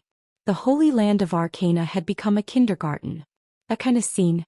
Sorry, he did not dare to imagine it. At this moment, the huge gate of the Gate of Heaven's Wrath suddenly trembled. Roar, roar, roar. From small to large, the huge tremors caused the scenery that seemed to have remained unchanged for thousands of years to change. The ice on the door cracked and fell, exploding all over the ground. When the pitch-black gate opened, it was like an ancient beast opening its mouth. The wind and snow near the gate suddenly became stronger, and the image that was observed with the magician's eye and binoculars suddenly became blurry. In that kind of snowstorm where one couldn't even see their fingers in front of them, any attempt to observe the door with the naked eye seemed weak. Huh. Arthis, that brat is getting more and more daring. Duke teased. Not only was Duque older than Arthas, he had started his career earlier. It was not too much to call him kid, but the Lich King would definitely be unhappy if he heard it. Jaina's expression darkened and she warned, Duque, be careful. I feel a huge shift in the elemental network. Arthas has moved the exit of the entire frost elemental realm. Hehe. If I can't even sense this, I'd be a demigod of the weave in vain. Duque's mouth twitched. Should we stop him? Or wait until he reaches Winter Embrace Lake? Queen Sylvanas asked. Stop him? Aren't we in Archivon's treasury now? If we suddenly run out, even a fool would shrink back. Duque smiled mysteriously. It had to be said that Arthas's entrance was very impressive. He waved Frostmourne and all the frost elements in the world trembled. The ice elementals drifting around No Scent were like fanatical fans, crazily rushing towards Winter Lake. They gathered under Arthas's feet, forming a huge ice bridge under his unparalleled evil will. It extended from the west side of Heaven's Wrath all the way to the east side of Winter Embrace Lake. Although he couldn't see it on the screen, Duque could sense from the agitation of the frost elements that Arthas was sitting on a huge piece of floating ice. It was as if he was riding an escalator sliding over. Just as Arthis and her men were about to descend on the floating ice the size of a football field, Duke's voice echoed in the air above Winter Embrace Lake's fortress. Come down. His voice was clear, but it was as loud as thunder. The Calamity Army powerhouses were shocked. They raised their heads, but there was only a vast expanse of whiteness above them. Apart from the surging cold air and fluttering snowflakes, there was nothing else. What the hell was Duke Marcus doing? Chapter 1559. The heavy and huge helmet had a steel-green hue that seemed to isolate all life from it. On top of the crown of death, there was a small skull ornament in the middle that flickered with a demonic light. All of Arthis' expression was hidden behind the T-shaped opening of the helmet. Only the glint of her eyes could be seen, glowing blue in the wind and snow. Her long silver-white hair flowed out from the gap between the helmet and pauldrons, fluttering in the wind. The raging frost elements were vibrating, and the Lich King had already activated his full firepower. No one doubted that as soon as Duque showed his head he would be attacked by Arthis. Duke Marcus, this is Northrend. A sonorous voice full of resentment spread far and wide amidst the snowstorm. A disdainful voice came from the void. Arthis. This is Azeroth. In an instant it was clear who was superior. Perhaps Arthis was the king of the dead in Northrend. But I, Duke Marcus, am the demigod of Azeroth. Was Northrend bigger or Azeroth bigger? It was just a single sentence, but it was a resounding slap to the face. At this moment Jaina, who was beside Duque, laughed so hard that she couldn't straighten her back. She whispered, Duque, I like your magnanimity. Arthis was taken aback. If not for the heavy helmet of the Lich King covering his face, his subordinates would be able to see his face right now. Even if it wasn't an enraged expression, it would still be frighteningly gloomy. Duke Marcus, do you only know how to use words? Arthis raised his head slightly. There was no response from the sky. Only Arthis' slightly provocative voice echoed above the mountain walls and Winter Lake's stronghold, like a gust of wind that no one would care about. Very well, since Arthis is here. In the ice house, Duque clapped his hands happily. With me as the standard, southwest 11 degrees 22 minutes, distance 1,494 meters. Let's start with a wave of attacks. Of course, Duque didn't say that to the girls in the ice house. In another magic mirror, there was the grinning face of Bulang Bronzebeard. Arthis suddenly heard an incomparably dense roar. Although it was very far away, she could still faintly hear the sound in the wind. She looked towards the south, and in the blink of an eye, her vision reflected a swarm of black dots that looked like locusts. Those were countless artillery shells. Boring. Arthis didn't even raise his right hand. He merely raised his left hand, which was covered in a heavy black iron glove, high up in the air, and an ice storm swept up in the sky. Countless icicles appeared out of thin air, forming a huge rotating curtain. Every artillery shell that entered within a kilometer of this ice tornado would be directly pulled into the center of the tornado. He thought that this was the end, But who knew that the shells that were supposed to explode with the firing pin and gunpowder would suddenly explode with a loud boom? Countless amounts of golden holy water splashed out along with the explosions of the cannonballs, as if golden fireworks were blooming in the sky. It was very beautiful, and it also stimulated His Majesty the Lich King's nerves. Arthas could clearly feel that because of the holy power within the artillery shells colliding with the evil power he had poured into the ice storm, his control over the ice storm was rapidly weakening. Humph! With a cold snort, more illusory thin white lines appeared on Arthas' left finger. This control over the ice element. Jaina, who was watching the battle through the magic mirror, was stunned. She was also a frost elementalist, and even though they were on different sides, she couldn't help but subconsciously praise Arthas. In a sense, Arthas's control over the ice element was also a goal for her to learn. Don't think that this is all to my welcoming ceremony. Duque snapped his fingers. Winter's Embrace Lake was Noscent's largest freshwater lake, but it was rarely visited. The biggest reason was that Winter's Embrace Lake was surrounded by mountains. The towering and precipitous mountains were the world's best city walls, protecting Winter's Embrace Lake.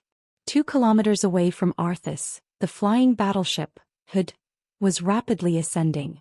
Above the mermaid portrait that was added later, Tyrande Whisperwind gracefully stood on the mermaid's shoulder. Her gaze crossed the 2 kilometers and locked onto Arthas's group. 2 kilometers was not even a black dot if she were to look at a person. If she were to look at an ice bridge that was created out of thin air, it would be a different story. So cool. Arthas. Tyrande's adopted daughter, Chandrise, teased. Tyrande rolled her eyes at Chandrise, then raised her hands high. Her jade-white arms had a faint bluish-purple color to them, and holy power circulated rapidly in her body, causing the atmosphere to vibrate along with the activation of the divine spell. Immediately after, a thick purple line descended from the clouds, piercing through the sky covered by the snowstorm. The meteor that descended from the atmosphere easily broke through the thick layer of snow and ice, ignoring Arthas's ice element. It crashed straight down, smashing straight towards where Arthas was. The Doomsday Army's powerhouses instantly froze. Most of the surrounding Alliance soldiers raised their heads to look at the trail of the bluish-purple comet descending from the sky. After Elune used this technique multiple times without sparing any of her divine power, the Alliance soldiers were no longer unfamiliar with it.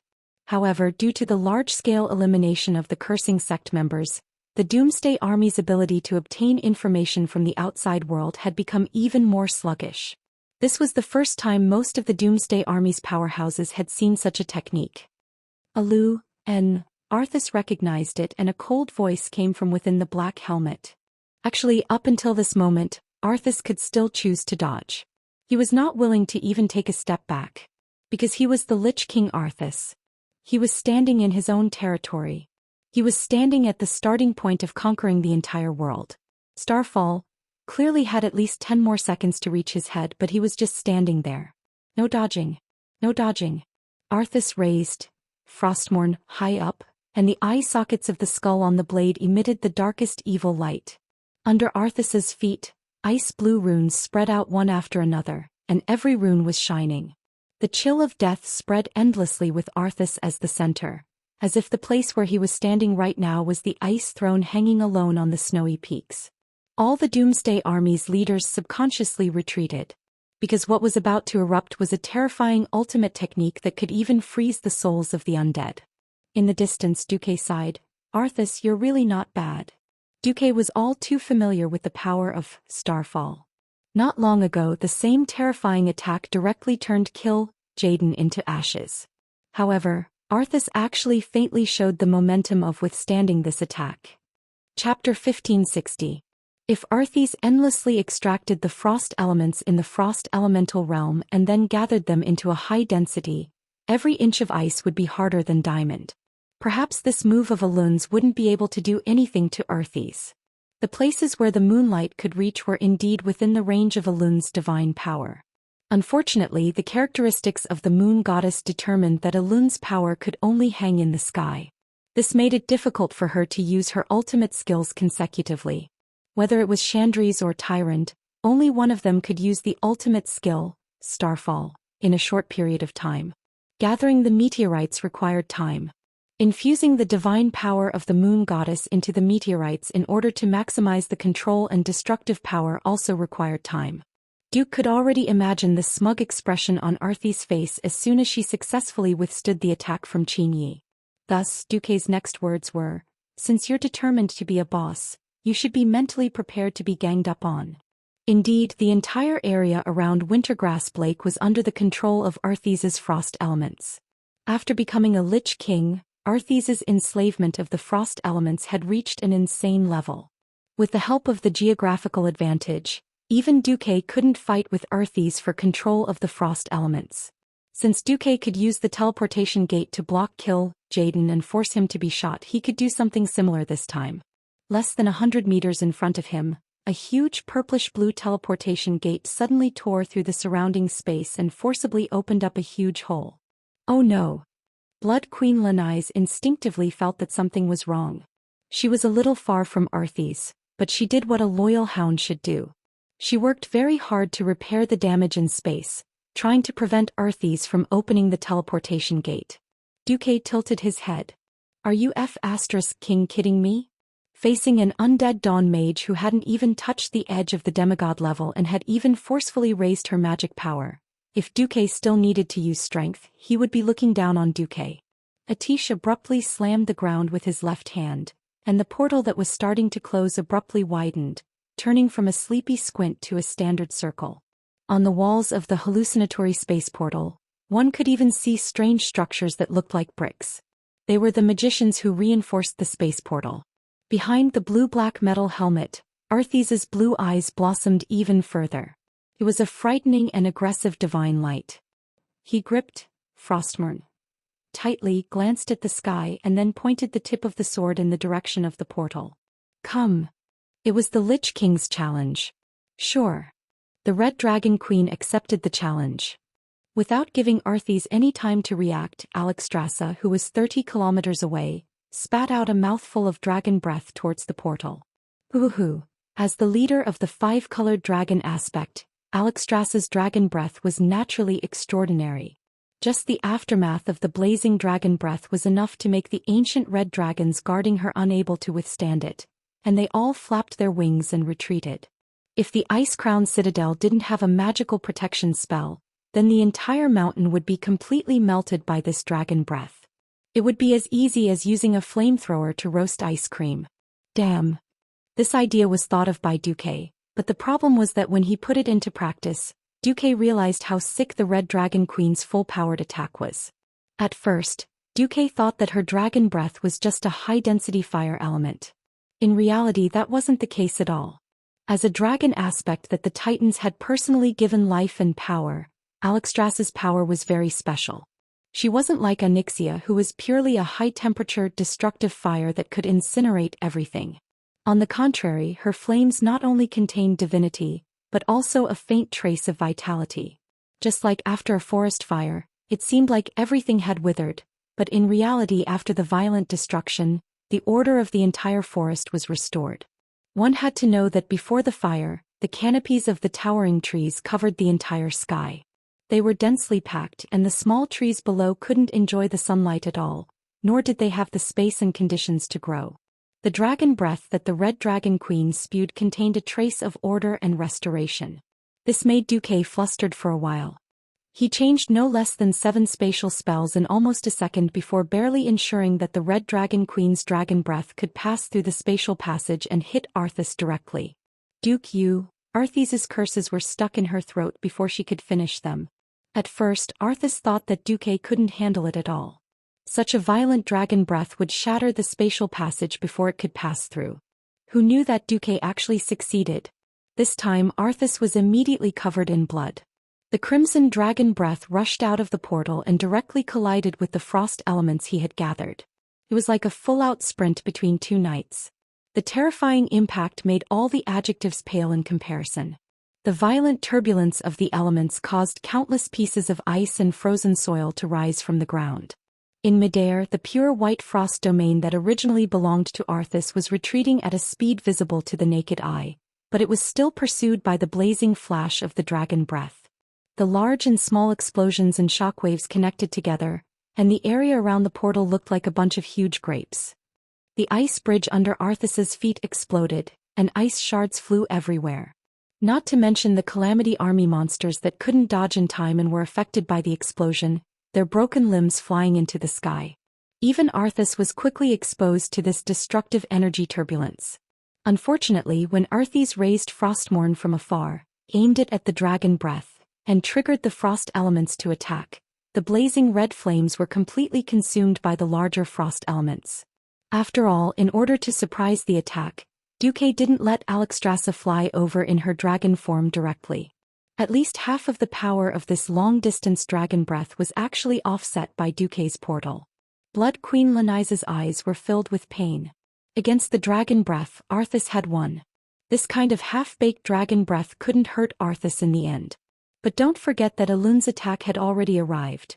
Arthas adjusted the tip of the sword so that it was aimed at the sky again.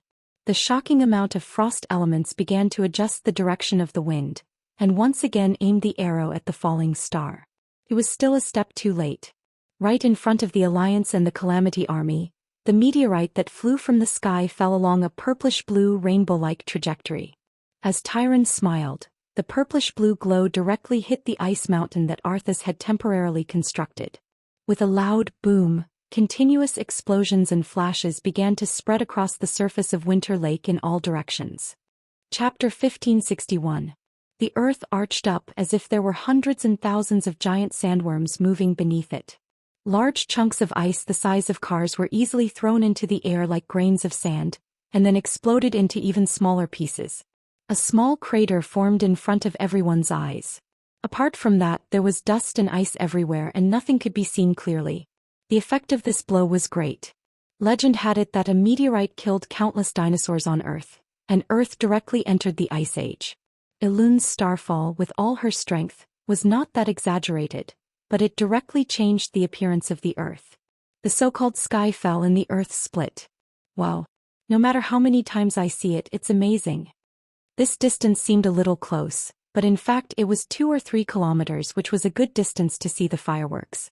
The effect of fireworks wasn't good at close range, but it was better to see the whole thing from a distance. Duque snapped his fingers and his demigod made moved tables and chairs out of his storage bag. Just like that, he sat at the entrance of Alcafen's treasury with a group of women, like a crowd watching melons. It was clearly Duque who planned the scheme, but after it was done he acted as if it had nothing to do with him. Jaina was also amused by Duque. You say it as if it has nothing to do with you. Arthas had nothing to do with me if he just hid in his turtle shell. I'm just here to travel and get some money. Is it necessary to come out and scare people? And a stairway made of ice. The women next to him giggled when they heard this. What Duque didn't say was, even I'm not as pretentious as you are. So in the name of punishing evil, Duque directly asked Elun to deliver justice to the fool. Queen Sylvie was a little resentful. Can't you just smash Arthas to death here? Duque shook his head with slight regret. If I could, I wouldn't let him go. Unfortunately, I can't. Duque pointed at where Arthas was. On the other side, the chaotic flow of sand and dust a moment ago suddenly became orderly. Something with an even more powerful momentum broke through the turbulence of elements and dust and rose slowly. The smoke and dust were washed away. A translucent, half-solid ice skull the size of a stadium appeared. It was impossible to describe what kind of existence it was. Abominable, scary, or indescribably disgusting. The moment Jaina saw the illusory ice skeleton, the last good impression she had of Arthas's childhood disappeared. The best description for the ice skeleton was an evil composite. The souls of thousands of intelligent creatures who died tragically under the scourge were all bound in Frostmourne. The faith of justice could form the holy light.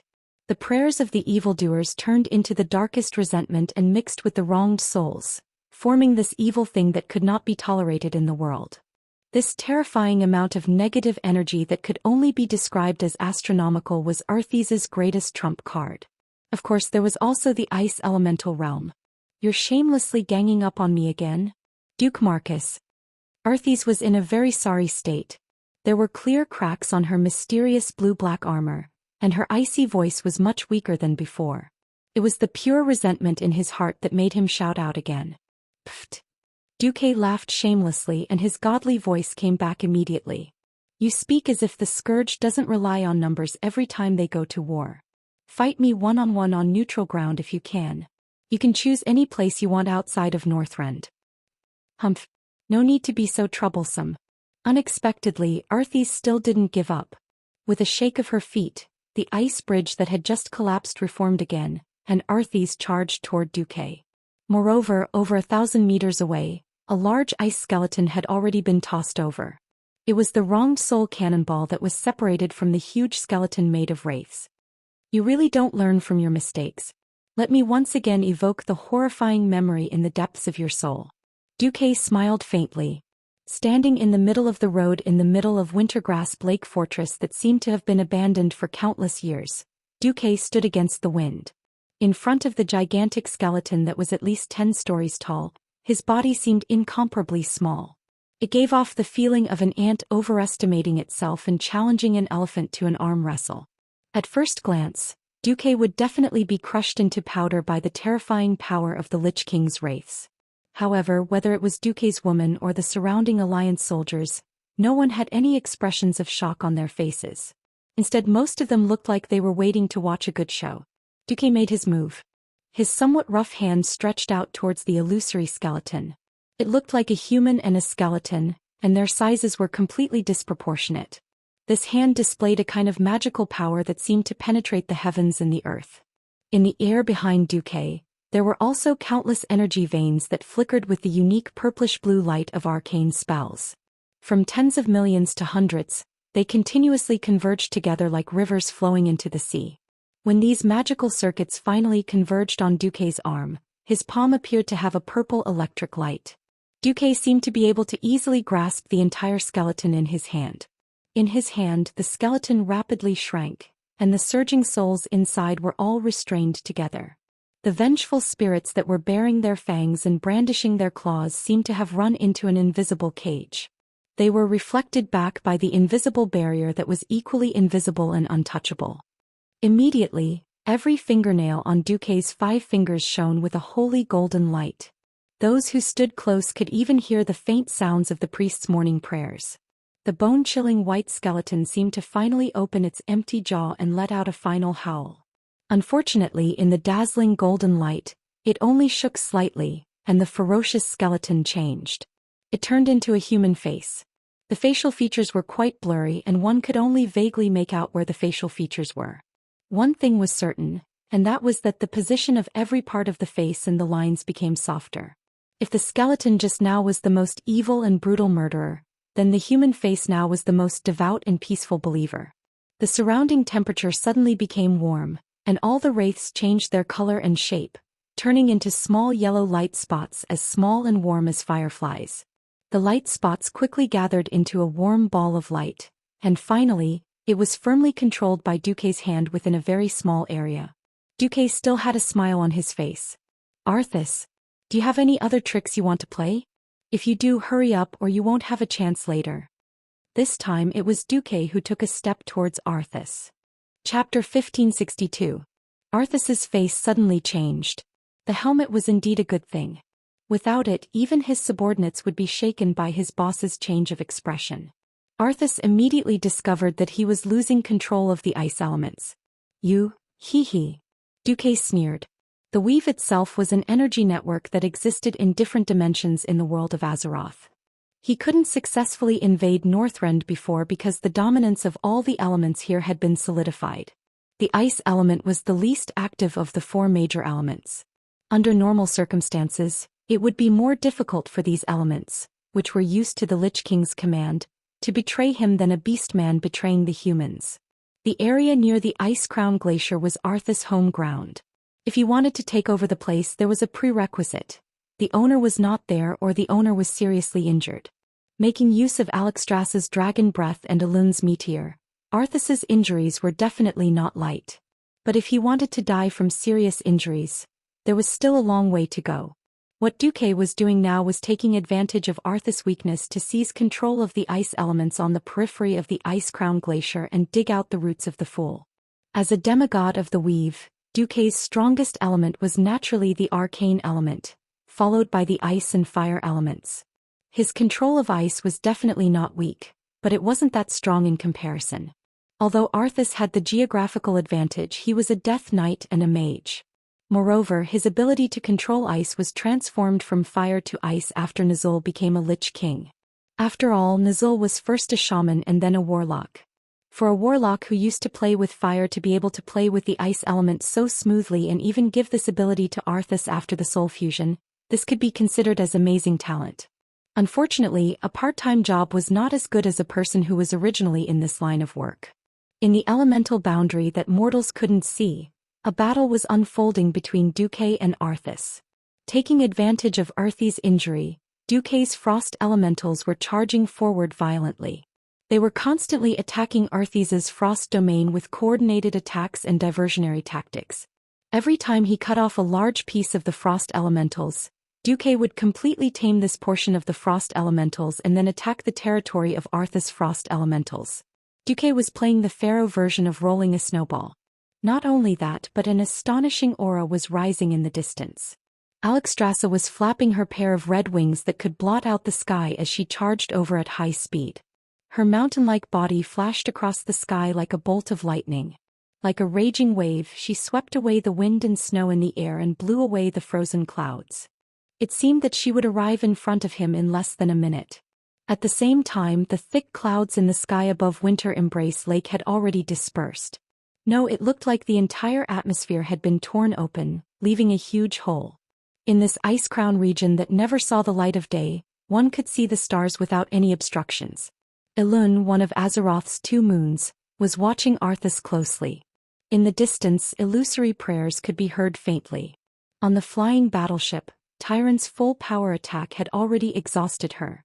At this moment, Chandris had replaced her position and was chanting prayers at the bow of the ship, working hard to prepare for the next starfall. Thinking about Alder's recent signs of instability, Arthas was in a difficult situation. He was faced with a dilemma.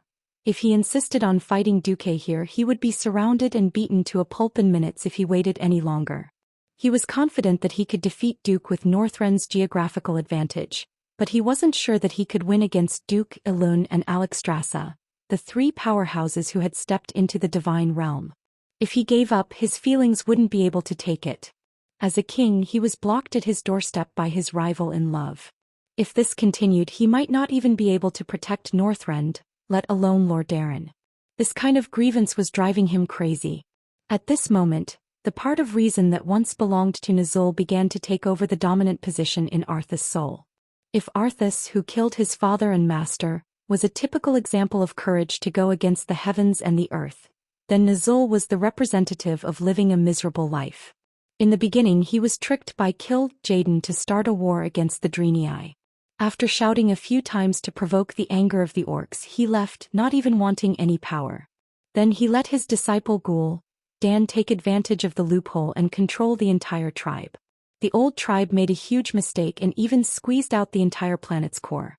When Northrend started to become a dead planet, and the old tribe's expedition to Azeroth was wiped out, Nazul realized that things were not going well. He ran to become the 3rd great chief of the tribe and organized a half-baked expedition. After being wiped out by Duque, he wanted to run to some corner of the universe to hide from Kill Jaden. If Nazul was thrown into a game like Pugilistic Escape, he would probably be the kind of unlucky guy who didn't fire a single shot, and survived until the last 2 people. He almost got a chicken dinner with 0 kills, but he fell to his death at the last moment. Anyway, after fusing with Nazul's soul, Arthas gained more power, but in fact, it also weakened Arthas' spirit. Arthas became more aware of the situation. After the decision made by the heroic character proved to be a failure, the calm and wise Arthas made the decision to retreat. Slightly raising his head, Arthas looked at the huge moon in the starry sky and said ruthlessly, "Duke Marcus, I'll wait for you at the ice throne." After saying this, his whole body disappeared into a sudden ice tornado. The ice bridge under his feet turned 180 degrees and then turned around, carrying Arthas to the gate of Heaven's wrath. He left just like that? Servana's beautiful face was filled with unconcealable anger. Duque sighed. I still couldn't force him to use his last move. Jaina asked, which move? Duque's face was solemn and there was no longer any smile on his face. That was the true anger of Frostmourne. 10 years ago, Arthas swept across the Lordaeron continent, and that evil rune sword absorbed the souls of hundreds of millions of creatures on both continents, from the weakest rabbits to the most powerful dragons. Countless souls created the terror of the Scourge army. This is also what we are most afraid of. If we take a direct hit, whether it is me, Alexstrasza, or Elune, we will probably fall directly, never to be reincarnated. But you're tuning in to the Zhou Xian's Legacy YouTube channel. Don't forget to subscribe and join us on this journey to catch the most captivating stories.